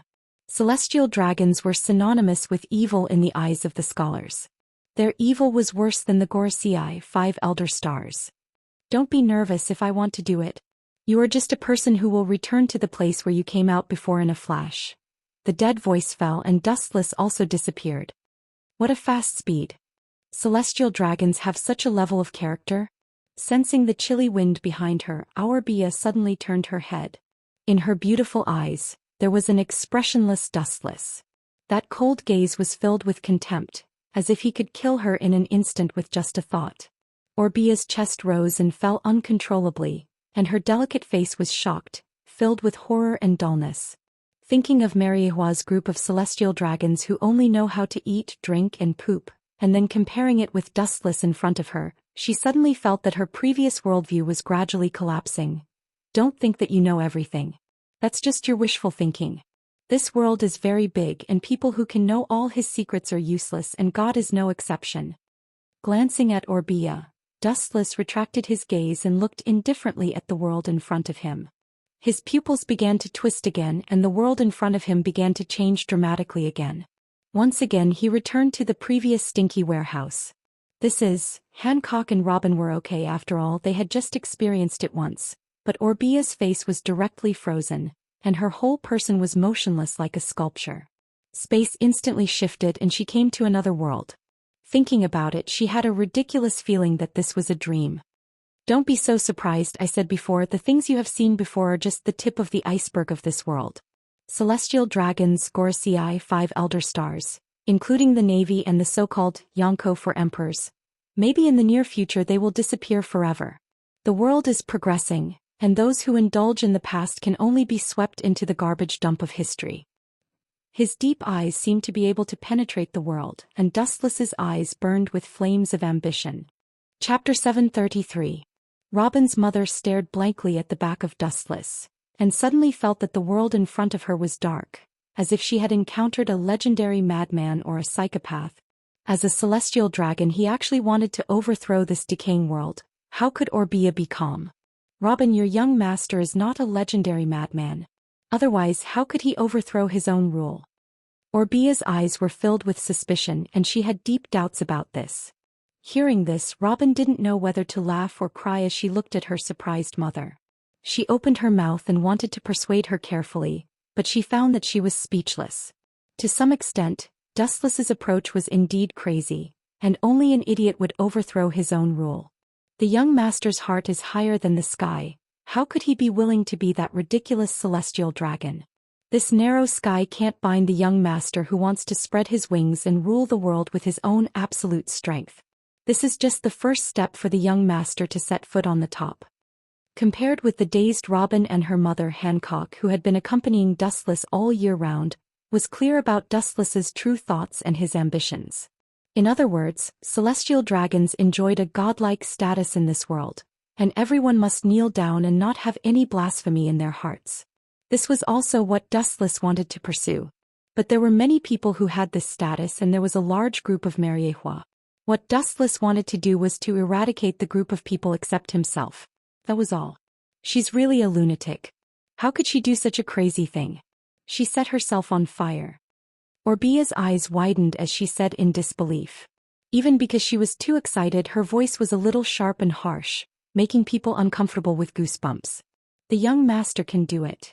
Compared with the skeptical Orbia, Hancock, who had been with Dustless for many years, nodded firmly. No one knew better than her how capable her young master was. In terms of strength, Dustless was an invincible existence in the world, and the forces he'd gathered in secret were extraordinarily enormous. Moreover, they were all extremely outstanding existences with strengths that were 1 in 10,000 experts. Ordinary people were unable to enter Dustless's attention. Hancock's fanatical eyes infected Robin, and she also looked at Dustless's back with a face full of obedience.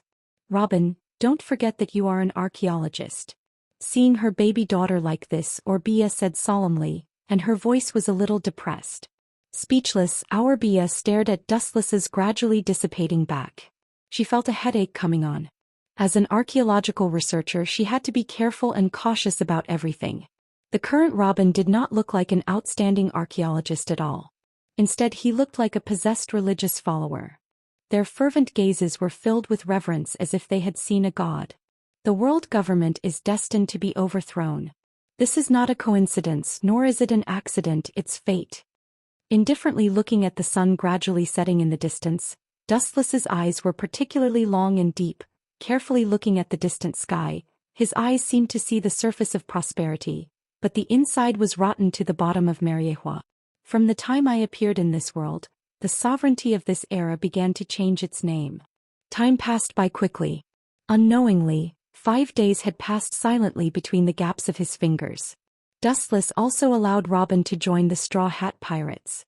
Before that, she used a strategy to break into the Straw Hat Pirates and became an inseparable member of them. Marine Headquarters. As the most righteous island in the world, Marin Island, the sky was always clear and cloudless. The serene atmosphere on the island was intoxicating. Compared to the other war-torn islands in the New World, it was simply a paradise. The news that Crocodile was killed spread all over the world like a storm, and the relatively calm sea suddenly set off stormy waves. The fall of a generation of heroes, the shock that spread was unprecedented, and the whole world fell into an explosion of public opinion, guessing who did it. Some things can't be concealed, and Sengoku didn't hide it and directly told the world the truth of the matter. Of course, the information about Pluton and the Revolutionary Army behind the scenes were all selectively concealed. Therefore, Dustless was inevitably pushed to the center of public opinion again. In the warm office, Dustless comfortably enjoyed the morning sun through the window, lazily arched his body, intending to take a nap, but suddenly there was a depressed sigh beside him. Garp, there's no need to be sad, your grandson has a bounty of 100 million berries and he defeated Crocodile. This is the government's recognition of his strength, and you should be happy. At this moment, Garp's face was black, and his old eyes sometimes shot a cold light. His big hands trembled slightly, and the bounty list he was holding was the smiling Luffy. The bounty has also risen from the original 30 million berries to 100 million berries. Luffy's strength has attracted the attention of the Marines since he defeated a veteran pirate like Crocodile. The bounty has more than doubled. Happy. His strength can improve and he defeated Crocodile. This old man is indeed gratified. Unfortunately, he has embarked on a path of no return. The complex and bleak sigh was filled with guilt and self-blame, and there was a little failure. Dorag stood on the opposite side of him and became the world's most evil wanted criminal. He hoped that Luffy would be able to wash away his shame and embark on the road of absolute justice. As a result, because of Red Hair Shanks, he became a pirate that caused a sensation in the world. Chapter 734. Glancing at Garp's face, he seemed to have aged a few decades in an instant, His face was slightly dirty, his back was bent, and he looked unusually old. Gazing at Garp with a little sympathy, this old guy is indeed a marine, but as a family elder he is indeed a failure. Garp wanted his son to become a dragon, but the result was the opposite. Dolag and Luffy were indeed dragons and phoenixes, but they stood on the opposite side of Garp. Crocodile has been removed from the list, and there are still 2 Shichibukai positions left. Sengoku doesn't seem to have a suitable candidate. Thinking of the vacant Shichibukai position, Dustless changed the topic. Dustless, who had intended to recommend his own people, shut up. If he doesn't say it, he may be promoted. If he says it, he may be excluded forever. Not for the time being. You also understand that the pirate suitable for Shichibukai, whether it is strength or influence, must reach a certain level at least to deter the pirates of other seas. Garp also had a headache. Not everyone can be a Shichibukai. Some people who are not at ease with the government, including those who hate Marines, are even more disdainful of Shichibukai. That's right. Dustless nodded undeniably. His eyes quietly looked at the busy port below. On the wide playground he saw the dense Marines, carrying out high-density training, sweating. Then he raised his eyes to the right and he could clearly see that the Marine Force's scientific force was sitting in a tense repair work. The turret was updated, the defense was strengthened, and many underground mechanisms were being replaced. Although all this was done very secretly and no one in the outside world knows, Dustless, as an admiral of the Marine headquarters, knows it clearly. All of this indicates one thing. This era has gone berserk. These guys. It seems that they are going to attack one of the Yonko 4 emperors. Dustless secretly guessed while glancing at the silent Garp. There is no doubt that the strength of the Marine has expanded to an unprecedented level. The 4 admirals, including Dustless, have awed the entire sea and ushered in a new era. Apart from the 4 admirals, the top powerhouses in the Marine, including Sengoku and Garp, have reached the level of an admiral or even beyond the level of an admiral. They are enough to openly fight any Yonko 4 emperors. After the Marine's strength reached a bottleneck, they would inevitably choose to attack the Yonko 4 emperors. The Marines' task was originally to eliminate pirates all over the world. It was reasonable for Sengoku to take the initiative to deal with the Whitebeard pirates. Lienper is old. Dustless couldn't help but shake his head and sigh. The Whitebeard pirates were bright on the outside, but they were rotten on the inside. If Whitebeard fell, this pirate group that was almost unstoppable in the sea for an era was bound to collapse. The war between the Marines and Whitebeard is not an accident or a coincidence, but an inevitable result of various reasons. Yonko 4 emperors seem to be the strongest, but there is no doubt about it, but once Whitebeard is lost, this pirate group will be useless. Secondly, Whitebeard is an old man of the previous era. He is on par with the pirate king Roger and Golden Lion Shiki. Roger and Golden Lion Shiki have both died, and the significance of destroying Whitebeard is self-evident. This era is out of control and it will eventually lead to destruction. Looking at the busy figures below, Garp said with emotion. As a high-level Marine, he naturally knew why the Marines were so busy. Everything was to prepare for the future war. Whitebeard is old and weak, and it is best to use his blood to commemorate the end of the old era. My opinion is different. At this moment, Dustless suddenly opened his mouth and laughed, looking at the sky in the distance. I think this is the beginning of a new era. Winter goes and spring comes, and the destruction is also a new beginning. It seems that I have to give Fire Fist Ace to Sengoku in the near future. The hesitation in his eyes turned into determination, and Dustless decided in his heart. When one should be decisive, one should be decisive. As for Garp, Dustless could only apologize. Although their relationship was not bad, their standpoints were as different as heaven and earth. Dustless was a selfish person from beginning to end. He would never abandon his own plan for Garp. Somewhere on an island in the New World. How many ability users are there? The gloomy and arrogant laughter burst out, and the surrounding area has been turned into ruins, and the ground is bare as if it has been swallowed up with bones, which is particularly terrible. The surrounding area is dead and the corpses emitting black gas can be seen. Captain, when will we leave the Whitebeard pirates? Now there is no need to continue living under someone else's roof. We can be independent. It's really uncomfortable to listen to the command of the old man Whitebeard all day long. Looking closely, Blackbeard and his companions were gnawing on burnt barbecue. And the people who were being hunted around were the ability users that Blackbeard had sniped. After killing them one by one, he would devour their abilities and use them for himself. During this period of time, Blackbeard had been doing the same thing day after day. You are wrong. Temporary forbearance is not a kid. If you can't hold back your restless temper, then you are a kid. I have endured for decades, let alone a few days. As long as I think the opportunity is right, I will immediately attack Whitebeard and take his ability. Blackbeard's eyes glowed with a gloomy smile. Chapter 735. Blackbeard was surprisingly calm. He had been lurking in the Whitebeard pirates for decades. His anxious heart had been smoothed out and he could remain calm in the face of everything. If he wanted to succeed and become a person above others, he must first train a good mentality that would not be shaken even by thunder. Otherwise, everything would be in vain. But we don't have to continue to hide. Whitebeard is a dying old man. His ambition have been dragged down by his overburdened body. Now is a good opportunity for us to replace him. Lafitte, who was dressed like a drama character, often played with the stick in his hand. Stupid. Blackbeard scolded with a straight face. Although he is usually very bold and can even turn a deaf ear to some things and completely hand it over to his subordinates, but now this is a matter of life and death. Obviously he can't act recklessly. It's no problem to attack Whitebeard, but after that we must find a suitable place to live. Blackbeard's face was gloomy, and his eyes were glowing green, burning with ambition that could devour the world. Don't forget, my goal is One Piece. Now I don't even have enough crew. I can only rely on this broken raft to cross the sea. Thinking about it, Blackbeard couldn't help but get angry. His tone became more severe and his resentment soared to the sky. He had ambitions as high as the sky. In Blackbeard's eyes, he was born to be the pirate king. However, the cruel reality made Blackbeard feel helpless. Today he didn't even find a decent companion. The captain's requirements are too high.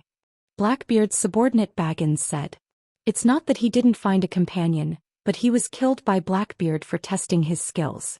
Even the other party's devil fruit was swallowed by Blackbeard in the end. In fact, I think it's good to have the other party. There are countless strong people there and most of them are evil. They hate the marine and are very reliable, but the difficulty seems to be a bit difficult. At this moment, Sniper Van Oka, who had been silently imprisoned, said with his eyes shining. His words attracted everyone's attention and they looked at Van Oka expectantly. Today's Blackbeard pirates are not out of the control of Whitebeard and there are only a few people. Impel down, Van Oka said. The few crew members were stunned. They looked at Van Oka in astonishment, then they nodded in unison. Although this idea was a little crazy, it was an undeniable fact. The prisoners in the deepest part of Impel Down are the most ferocious pirates in history, and their strength has reached a shocking level. Some people's history was directly erased because of their influence. It was as if they had never appeared. Dream on. Do you think the warden of Impel Down will let us break the prison? Lafitte, who was playing with his crutch, said contemptuously. I am afraid that before they even get close to Impel Down, there will be countless shells flying over. I can give it a try. At this moment, Blackbeard said ambitiously. At the same time, a huge plan suddenly formed in his mind. His eyes flickered back and forth as if he was considering the feasibility of the plan. As long as you join Shichibukai and get this identity, it is estimated that it will not be difficult to get in and out of Impel Down. The prisoners inside are the best candidates to join my pirate group. Hey hey hey hey hey. After that, Blackbeard laughed arrogantly and unscrupulously. His fanatical eyes seemed to have seen the future and the Blackbeard pirates swept through the new world. It's not as simple as you think. Don't forget that there is that man. It's not that simple to join Shichibukai. Sniper Van Oka's voice was slightly panicked.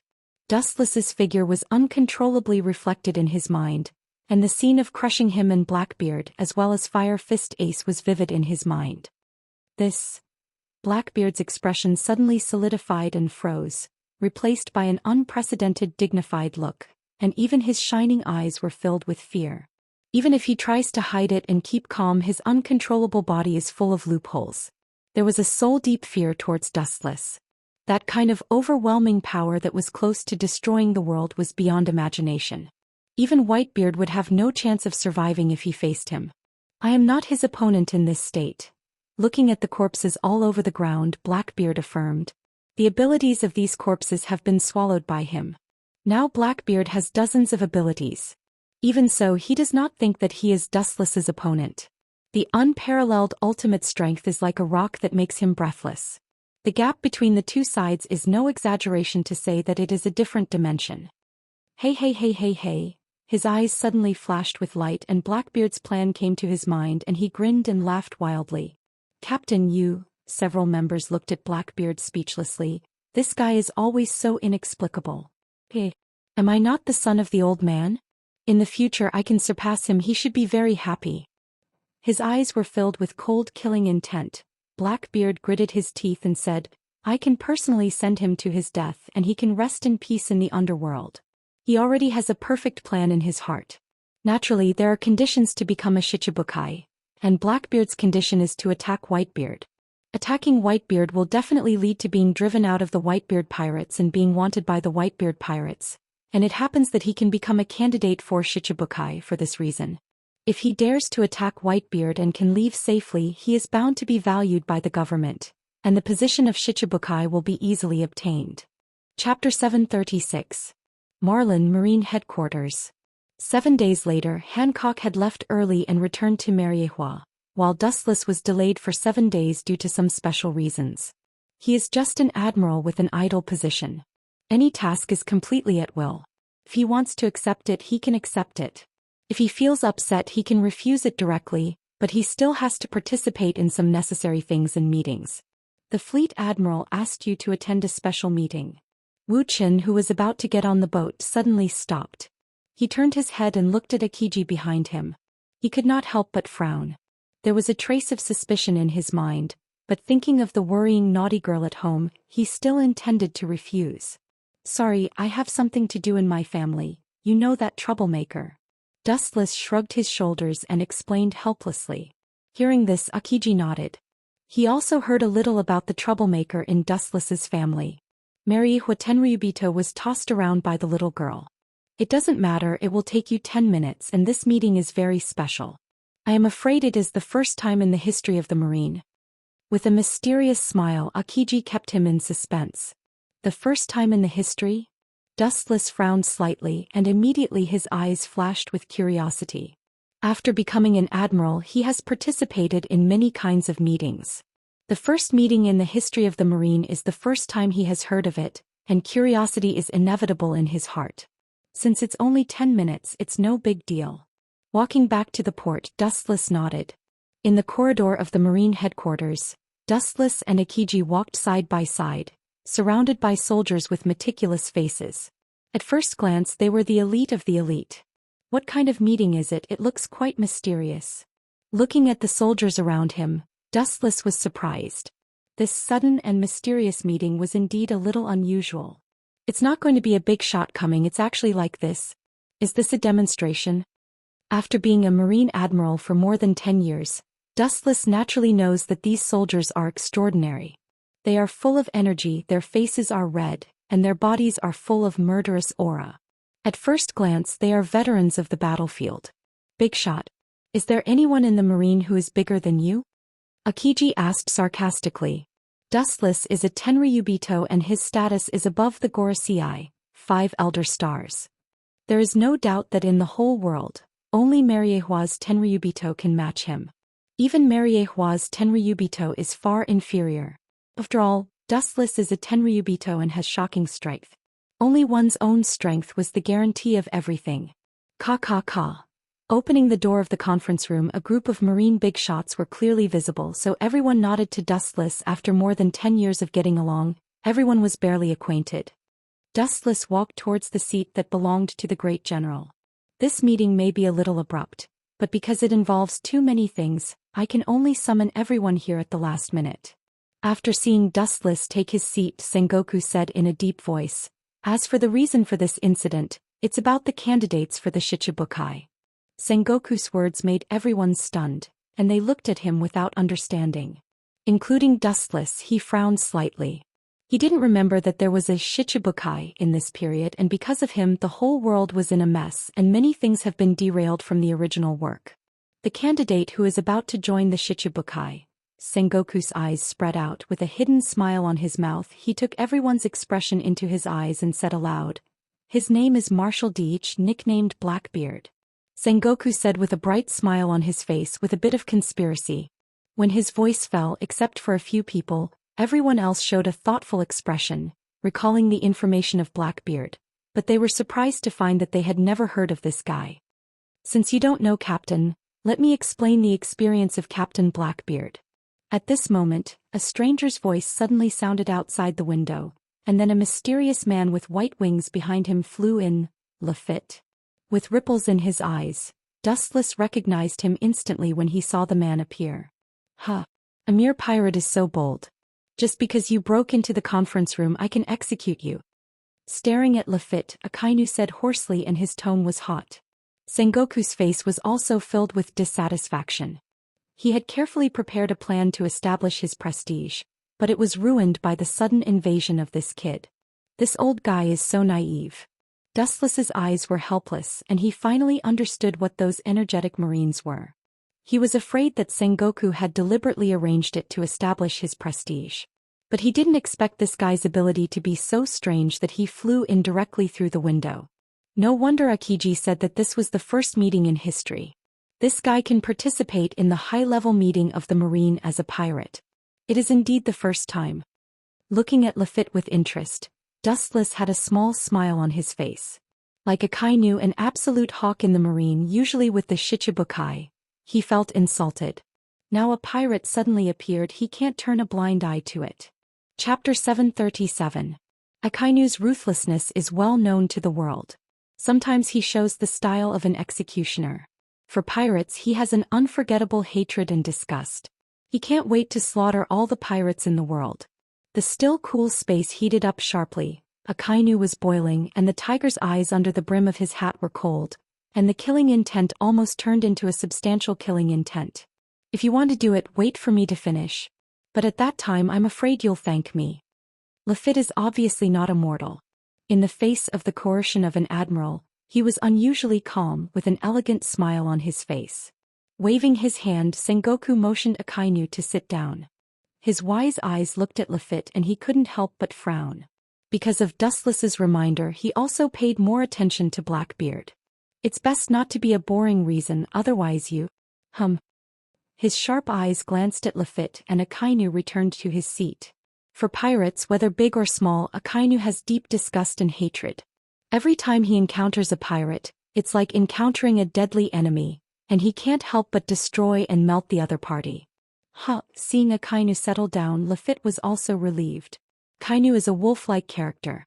He is also afraid, especially now that he is deep in the wolf's den. If he is not careful, he will be swallowed. Lafitte glanced at Akainu's side. However, Wuxia also noticed Lafitte's eyes and gave him a gentle smile. "This guy..." Lafitte frowned. He always felt that Dustless's smile was full of different meaning, as if he was looking at a clown, which made him unable to control the flames of anger in his heart. Although he was smiling, he always maintained a contemptuous and indifferent look, as if he was looking at a mouse, full of disdain. Every dog has its day, wait and see. Thinking of Blackbeard's instructions, Lafitte still wisely restrained his anger. This is the Marine headquarters. If he wants to make trouble, he will be killed by this group of terrifying characters. The three admirals, including Dustless, Vice Admiral Garp, and Fleet Admiral Sengoku, are fierce predators standing at the top of the pyramid. If he put up a little resistance, he would be easily killed by them. "Tell me the conditions of that Blackbeard guy. You know that not everyone can enter the 7 warlords of the sea. It is necessary to deter the strength of a pirate," Sengoku said expressionlessly. Lafitte smiled faintly, restraining the panic in his heart. He calmly looked at the Marine. "Captain's condition for joining Shichibukai is to attack the man with the white beard." Lafitte's words were like a stone falling into the sea, stirring up thousands of waves. Who was Whitebeard? He was recognized as the strongest man in the world. He was still regarded as a mythical existence. No one could shake his position as the overlord.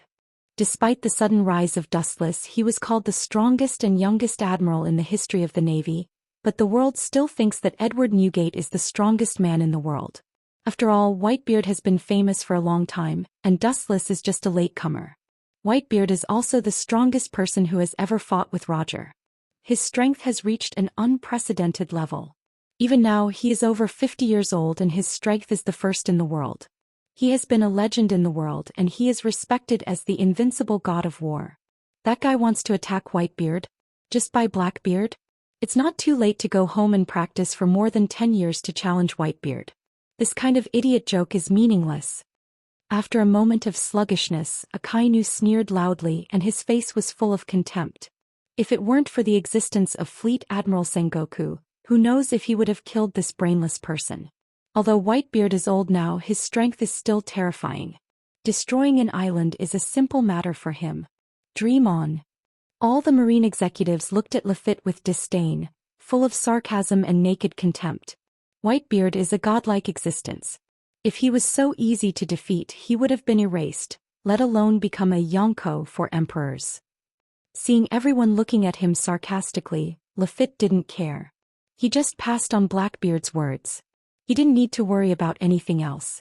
He just wanted to get Sengoku's promise, but he expected Sengoku to agree.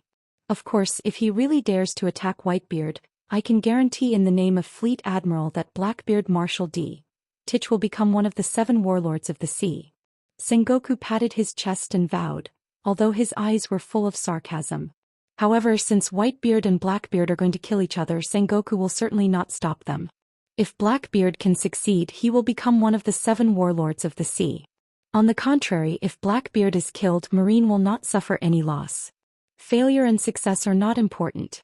Anyway, for Sengoku, as long as he can cause conflict between Whitebeard's pirates and weaken Whitebeard's strength, it is a victory. Moreover, even if Blackbeard wasn't Blackbeard's opponent, his crew was helpless against Blackbeard. Unexpectedly, I took Fire Fist Ace and Blackbeard chose this extreme way. For the position of Shichibukai, he really went all out. Dustless secretly sighed and couldn't help but sweat for Blackbeard's crazy actions. This kid is completely playing with his life. Chapter 738. The Marine headquarters has always been happy to see pirates killing each other. Blackbeard is willing to face the sword without fear of death. Naturally, Sengoku will not refuse his kindness. Instead, he will be happy to help Blackbeard fulfill his dream. That ambitious man has swallowed a lot of people recently, and his control of the dark fruit has also improved. This time he used tricks to attack. It seems that the old guy Whitebeard won't have it easy. Dustless secretly guessed. It was common knowledge that Blackbeard was extremely confident in doing things, and he deeply believed that caution was the parent of safety. Unless he had no other choice, he would absolutely not expose himself. Once he launches an attack, it means that Blackbeard has enough confidence or he has thought about the future retreat. Lafitte smiled at the contempt of Sengoku and Dustless. He also thinks that Blackbeard's idea is whimsical. But what can he do? The key is that Sengoku has agreed to Blackbeard's conditions. Regardless of the final success or failure, the position of Shichibukai will be given to Titch. That's enough. It doesn't matter. As Blackbeard often said, bow your head and wait for an opportunity. There's no need to be angry. Everyone. At this moment, Lafitte's eyes suddenly focused on Dustless's body, and a deep smile appeared on his face as if he was planning something. His eyes shot a cunning light with a hint of conspiracy. Hurry up and leave. This is not your stage. We are not your audience. No one likes to watch your clumsy acting. Don't stay and pollute the air. Otherwise, I don't mind being a cleaner to deal with atmospheric pollution. Akainu shouted impatiently with a tone of warning and killing intent, and he hated pirates deeply. Dustless couldn't help but smile when he heard this. He looked at the gloomy Sakazuki in surprise. He didn't expect this guy to have such a humorous side. Lafitte heard this and then said with a smile, I have painstakingly prepared the script. I believe that you will be looking forward to it and will be shocked. Lafitte lowered his tone and said with a hint of flattery. He was in a tiger's den. He really didn't have the confidence to be tough.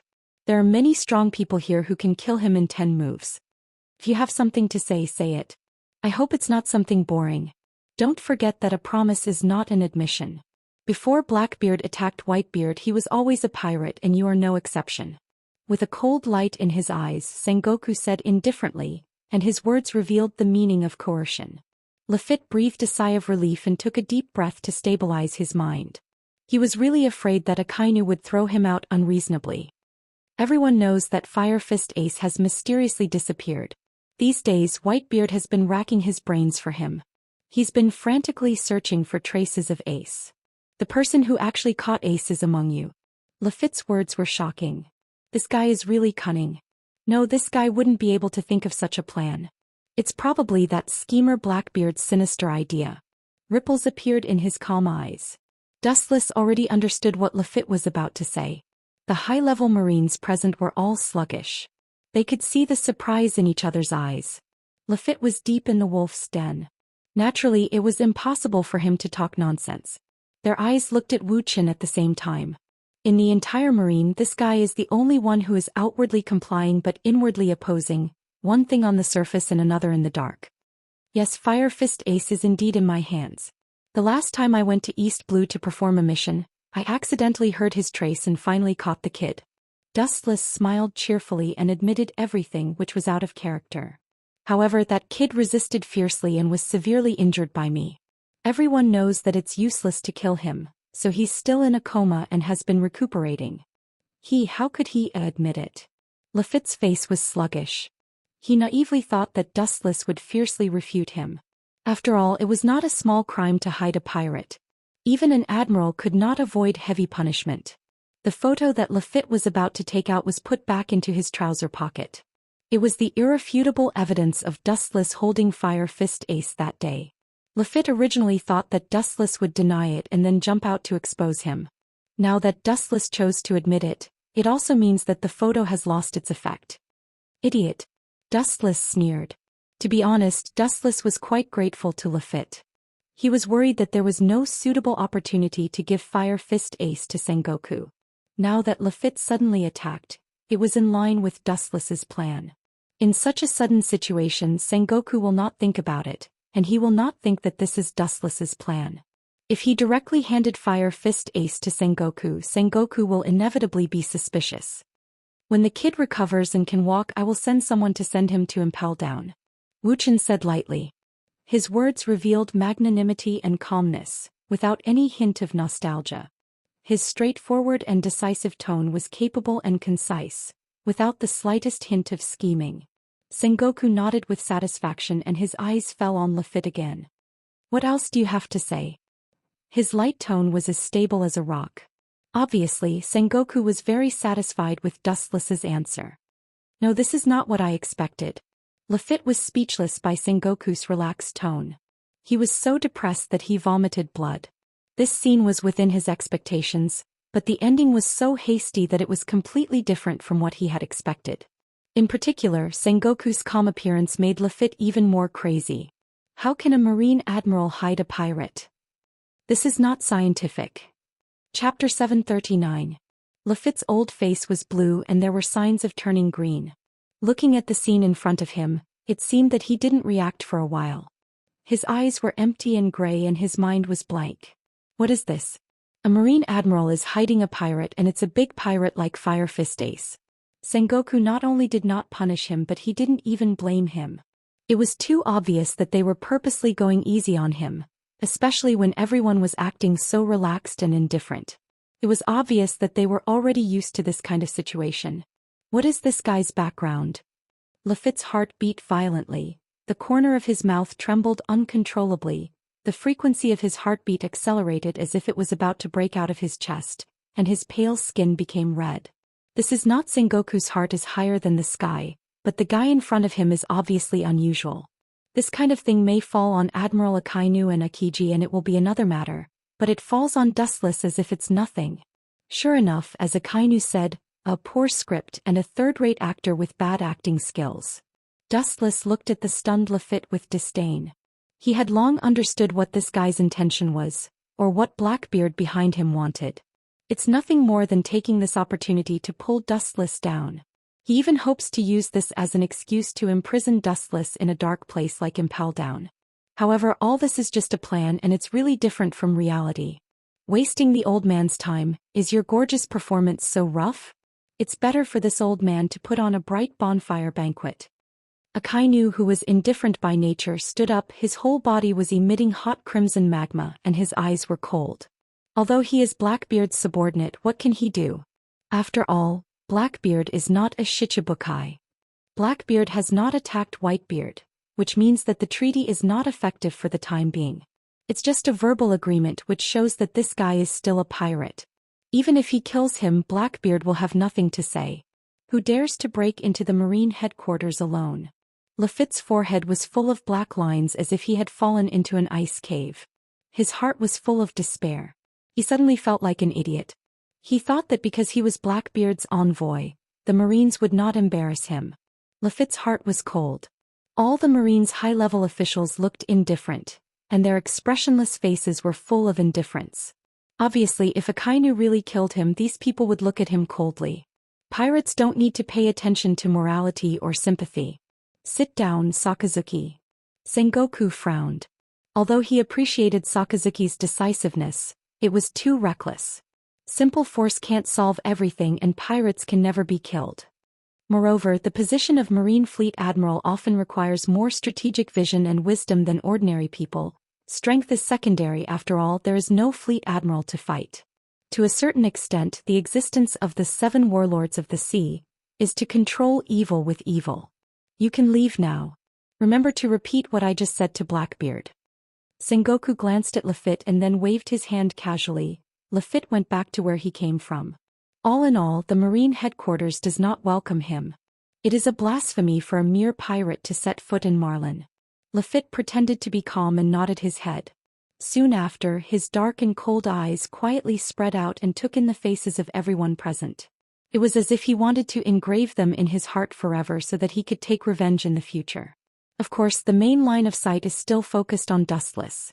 Dustless entered the eyes, and there was always a calm and elegant smile on the corner of his mouth, and the handsome and slightly immature face remained unchanged. There will be a day when the Blackbeard pirates will double back. Lafitte swore fiercely in his heart, and he recondensed his wings behind him and flew out of the window, leaving this place forever. In all fairness, he didn't want to come to this place full of depression.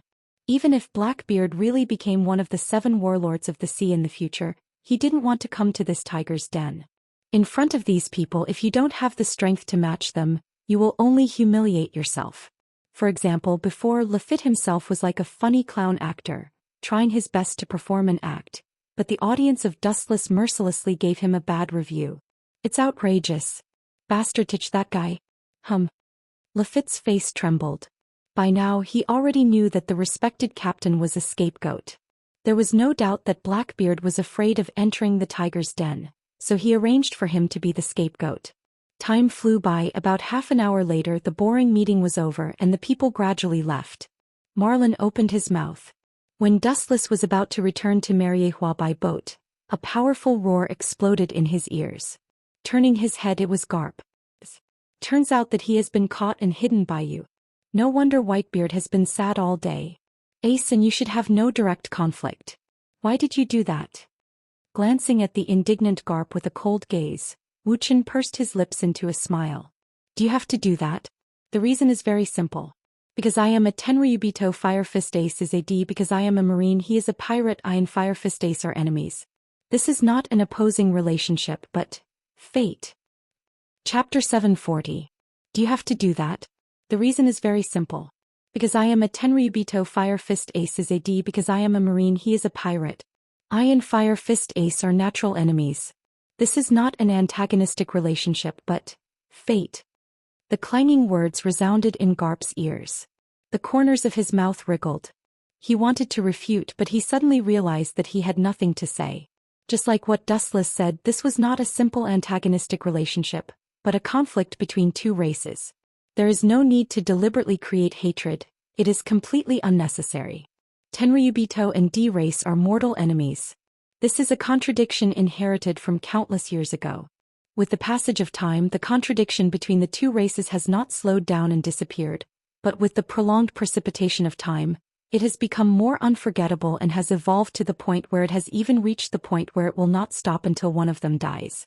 Every famous pirate with D in his name is the focus of the Marine and the world government. If the threat is too great or the potential of the future is infinite, The world government will send high-end battle power to annihilate him. Dustless still clearly remembers that Straw Hat Luffy in the original work was attacked by an admiral, but later Akiji let go of the Straw Hat pirates for other reasons. What an incompetent marine admiral. Dustless also often heard the legend of D in Mariehua.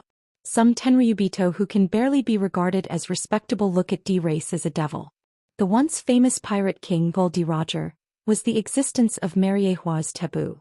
In short, whether it was for public or private reasons, Dustless had the right to arrest Fire Fist Ace. I want to see him. Garp aged a lot in an instant, his eyes were cloudy and his powerful voice was weak. Obviously, the news of Ace's arrest hit Garp hard, like a thunderbolt, causing him to have a mental breakdown. The old eyes were full of helplessness. He was hit hard by me and his consciousness fell into a coma. Dustless said blankly as he looked at Garp's stooped and tired eyes. Dustless's cold eyes only have endless indifference and coldness. He is not a saint. For the enemy, the idea of rooting out the roots has long been ingrained in him. Dustless will not sympathize with him. What will you do with Ace? Garp's mouth trembled as he said decadently. For Dustless, Garp can't raise the slightest hatred. It is a matter of course for Marines to catch pirates. If this kind of thing happened to him, maybe he would catch Ace at all costs. The path of no return to be a pirate was chosen by Fire Fist Ace himself, and no one forced him. He can only blame himself for going astray. This is his own fault. He can't blame others. What Wuxian did was the duty and obligation of the Marine. It's not what I will do. You should ask Sengoku. Fire Fist Ace will be locked up and impelled down when he recovers, but according to Sengoku's character, you know better than me how he will deal with Ace. Dustless said. Sengoku's cunning and insidious nature is well known. The friendship between Garp and Sengoku is self-evident. The two of them have witnessed the rise and fall of Marines together. They have worked together to deal with pirates for decades. Their personal relationship is beyond imagination. That guy won't be merciful. He will punish him publicly and use Ace to trap the Whitebeard pirates. Garp sighed helplessly with a sad tone. It is because he knows Sengoku too well that Garp feels desperate. Dustless nodded noncommittally. Whitebeard was terminally ill and Sengoku took advantage of the situation. It is understandable to use Whitebeard's blood as a sacrifice to commemorate the end of the previous era. After all, Sengoku used to do this kind of thing before, so he was called Wise Admiral by the world. But the only difference is that the protagonist of this incident has become Garp's grandson, the son of Pirate King Roger. Dustless's clear eyes witnessed Garp's dispirited look, and his bones and blood seemed to have been taken away by someone, leaving only skin and bones. He couldn't help but sigh. In all fairness, it is indeed cruel and ruthless to this Marine veteran who has dedicated his life to Marine and the government. In Garp's eyes, Ace is no different from his grandson. Blood is thicker than water and it is false that he is not sad. You're on your own, Garp. Dustless withdrew his gaze from the depressed Garp and stepped on the battleship to Mariehua. The world is changeable and sometimes fate is twisted and bizarre, and the appalling thing of killing each other is not unique. This era has gone berserk. Garp murmured in a daze. Even if he can wipe out the Whitebeard pirates, whether it is a blessing or a curse, only God knows. Maybe what awaits the world is not a sunny day, but an unprecedentedly more ferocious pirate. Dustless turned his head and glanced at Garp. His silent eyes burned with ambition, enough to swallow the sky and devour the earth, and his whole face was a little red. The change of era is inevitable. Everything in the future is changeable. However, one thing is certain. The struggle for hegemony in the sea area in the future will be more dangerous than the previous chaotic era. Among the countless ambitious and ruthless people, only one person can stand out. The dead eyes splashed with stormy waves and the edge of the wave was the edge of the world. Dustless's goal is always this world. The loss of the island is meaningless. There are as many islands in this world as there are stars in the sky. No one can calculate how many islands there are. Every day islands disappear because of fierce fighting or are annihilated in other ways. Chapter 741. Dustless can naturally understand Garp's feelings and discomfort. In this world, blood is the only thing that is hard to give up. Garp regards Fire Fist Ace as his grandson. His own grandson was about to be sentenced to death, and not only was Garp unable to save him, he could only watch silently. It was easy to imagine how he would feel about this. Dustless Sama. On the blue sea, the giant battleship cut through the thorns and brambles, braving the wind and waves, and rapidly sailed in the direction of Mariehua, setting off huge waves. On the spacious deck, Dustless looked at the distant sea. His eyes were in a trance as he seemed to be immersed in memories. He was enjoying the sea breeze. Next to him was White Zetsu. Nico Robin has successfully infiltrated the Straw Hat Pirates, White Zetsu reported. Dustless opened his eyes when he heard the words, and the empty eye sockets regained their light. Robin is smart and shrewd. I expected that she would be able to break into the pirate group. The Straw Hat Pirates are strong, but their members are no exception. Almost all of them are idiots, so it's easy for them to sneak in. It's just a third-rate pirate group. Why is Dustless Sama so persistent? If you want, it's not difficult to insert your men into the Yonko for emperors. Staring at Dustless's messy hair, White Zetsu was puzzled. The current Straw Hat Pirates are ordinary. They don't have any bright spots. They're just strong. I arranged for Robin to go in just to find the ridiculous poneglyph. As for other purposes, that kind of hot-blooded hothead won't live long. Wuxian said with a calm expression and a steady aura. Dustless won't be at ease if Robin goes alone. In that case, it's better to use the Straw Hat Pirates to provide a layer of protection for the hot-blooded youths. He taught Luffy a lesson a while ago just to enhance his motivation and let him understand the cruelty of the world. But it is undeniable that the Straw Hat Pirates are really powerful. In just a few days they ran to the Sky Island. White Zetsu suddenly said with a little appreciation in his tone and a rare smile on his face. Dustless was stunned when he heard this. He immediately thought of a miserable god on the Sky Island and could not help but feel a little sympathy. It was his bad luck to meet a rubber man like Luffy. The powerful ability of Rumble Rumble Fruit was almost completely restrained. But Enel's Devil Fruit. Speaking of this, White Zetsu's voice suddenly stopped with fanaticism in his eyes.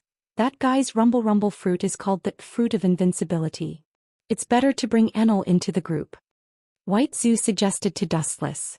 He was so excited that he thought the plan was feasible. You mean Enel? Closing his eyes and recalling Enel's past, Dustless's reaction to White Zetsu's proposal was mediocre. That guy's strength is average. It is estimated that he is only at the level of a quasi-admiral. This kind of person is not qualified to be my subordinate. There is no doubt that Rumble Rumble Fruit is powerful. It is known as the most powerful fruit of Logia. It is more powerful than Dustless's Glint Fruit.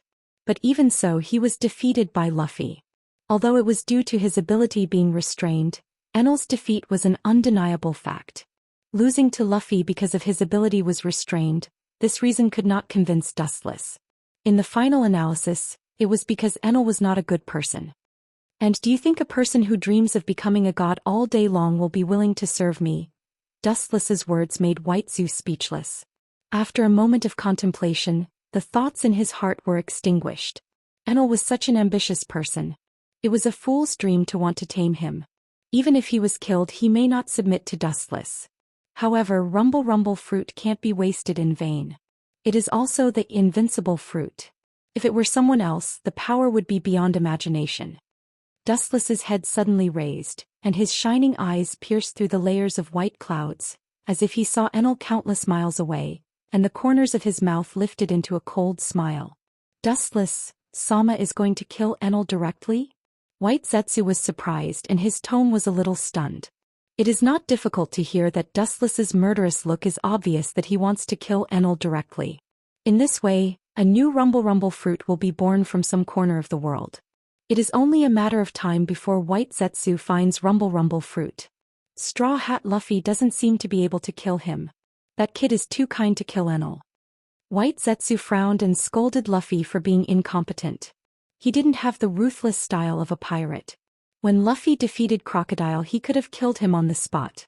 The same was true for Arlong, but that kid was merciful and let him go. That kid is really unqualified. He is completely different from other pirates. Dustless could not deny it. Luffy is a pirate and his bounty is now as high as 100 million berries, but the bad things he has done can be counted on one hand. He has never done that kind of crazy massacre in a city. For other ferocious pirates, they often do this kind of thing. Leave it to Hawkeye. If it's him, then Enel will die. I think he's also curious about the legendary thunderclap fruit. He didn't have the time to go to the Sky Island to play. He just sent Hawkeye to clean him up. Hawkeye was bored for a while, and this is a disguised way to relieve boredom. Chapter 742. But then again. Raising his eyebrows slightly, Wu Chen's tone suddenly became low and cold light flashed in his eyes. Blackbeard is a coward. He can be regarded as a peerless hero, but he dares to sneak attack Whitebeard. With appreciation in his mouth, he quite admires Blackbeard's courage, but everyone can hear the contempt and disdain in his voice. It's not that Dustless underestimates Blackbeard. Maybe he can surpass Whitebeard in the future, but now the gap is not small. Challenging Whitebeard is tantamount to asking for fire. A skinny camel is bigger than a horse. Blackbeard with thin arms and legs will be crushed sooner or later by the behemoth Whitebeard. Maybe he used the dark fruit to plunder some heaven-defying devil fruit? Thinking of Blackbeard's dark fruit's ability, White Zetsu speculated. Dustless glanced at White Zetsu and immediately shook his head in denial. In the face of absolute strength, no ability can play a decisive role. The invincible Tremor fruit, Gura no Mi, and Whitebeard's tempered tricolor haki are enough to deal with all unexpected situations. Even if Blackbeard really found a special devil fruit and swallowed it, what devil fruit is more heaven-defying than Whitebeard's Tremor fruit, Gura no Mi? Blackbeard is not a good stubble.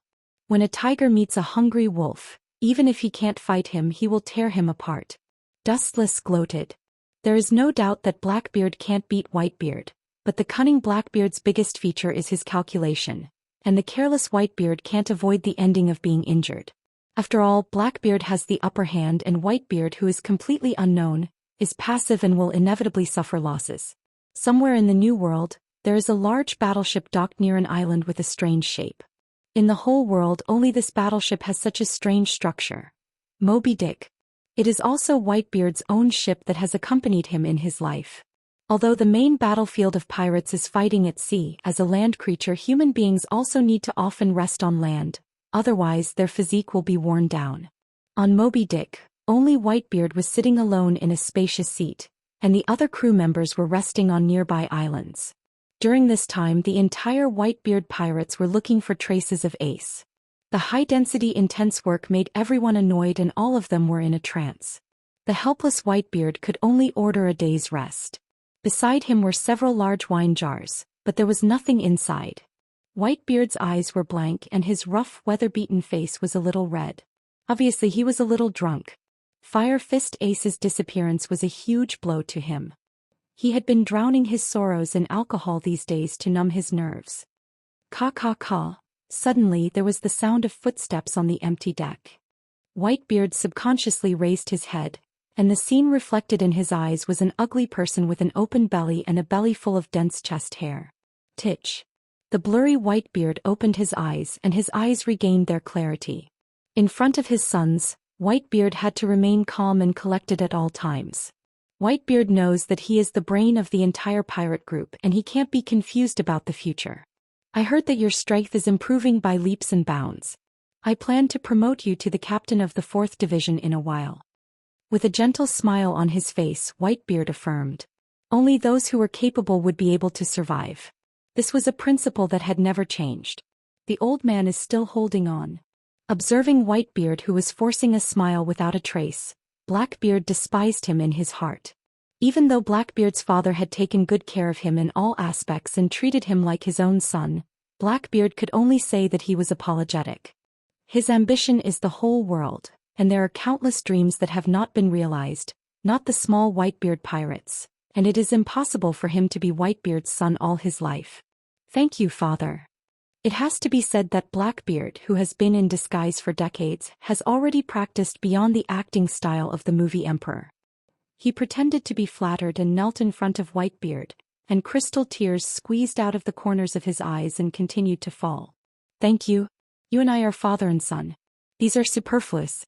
If you need any help in the future, just say it in time. Whitebeard said with a kind smile. He stretched out his giant arm and patted Blackbeard on the shoulder. He was going to lift Blackbeard, who was kneeling on the ground and crying. Although this guy is ugly as a pig in Whitebeard's eyes, he is his son and everyone is treated equally. But then Whitebeard frowned. He was surprised to find that his arm was grabbed by a strong and powerful rough arm, and the strength was no worse than an admiral's. Blackbeard's wailing suddenly stopped and a cruel smile appeared on his face. The person who grabbed Whitebeard's hand was him. My respected father, of course I need your help. Since you're so generous as your son, I won't refuse. Please, go to hell right now. At this moment, after Blackbeard's voice fell, his huge body jumped up, and his right arm, full of explosive power, went straight towards Whitebeard's head. His big hand turned dark black, and in this blow he obviously has the ability of dark fruit. It is not difficult to see that he intends to kill Whitebeard with one blow.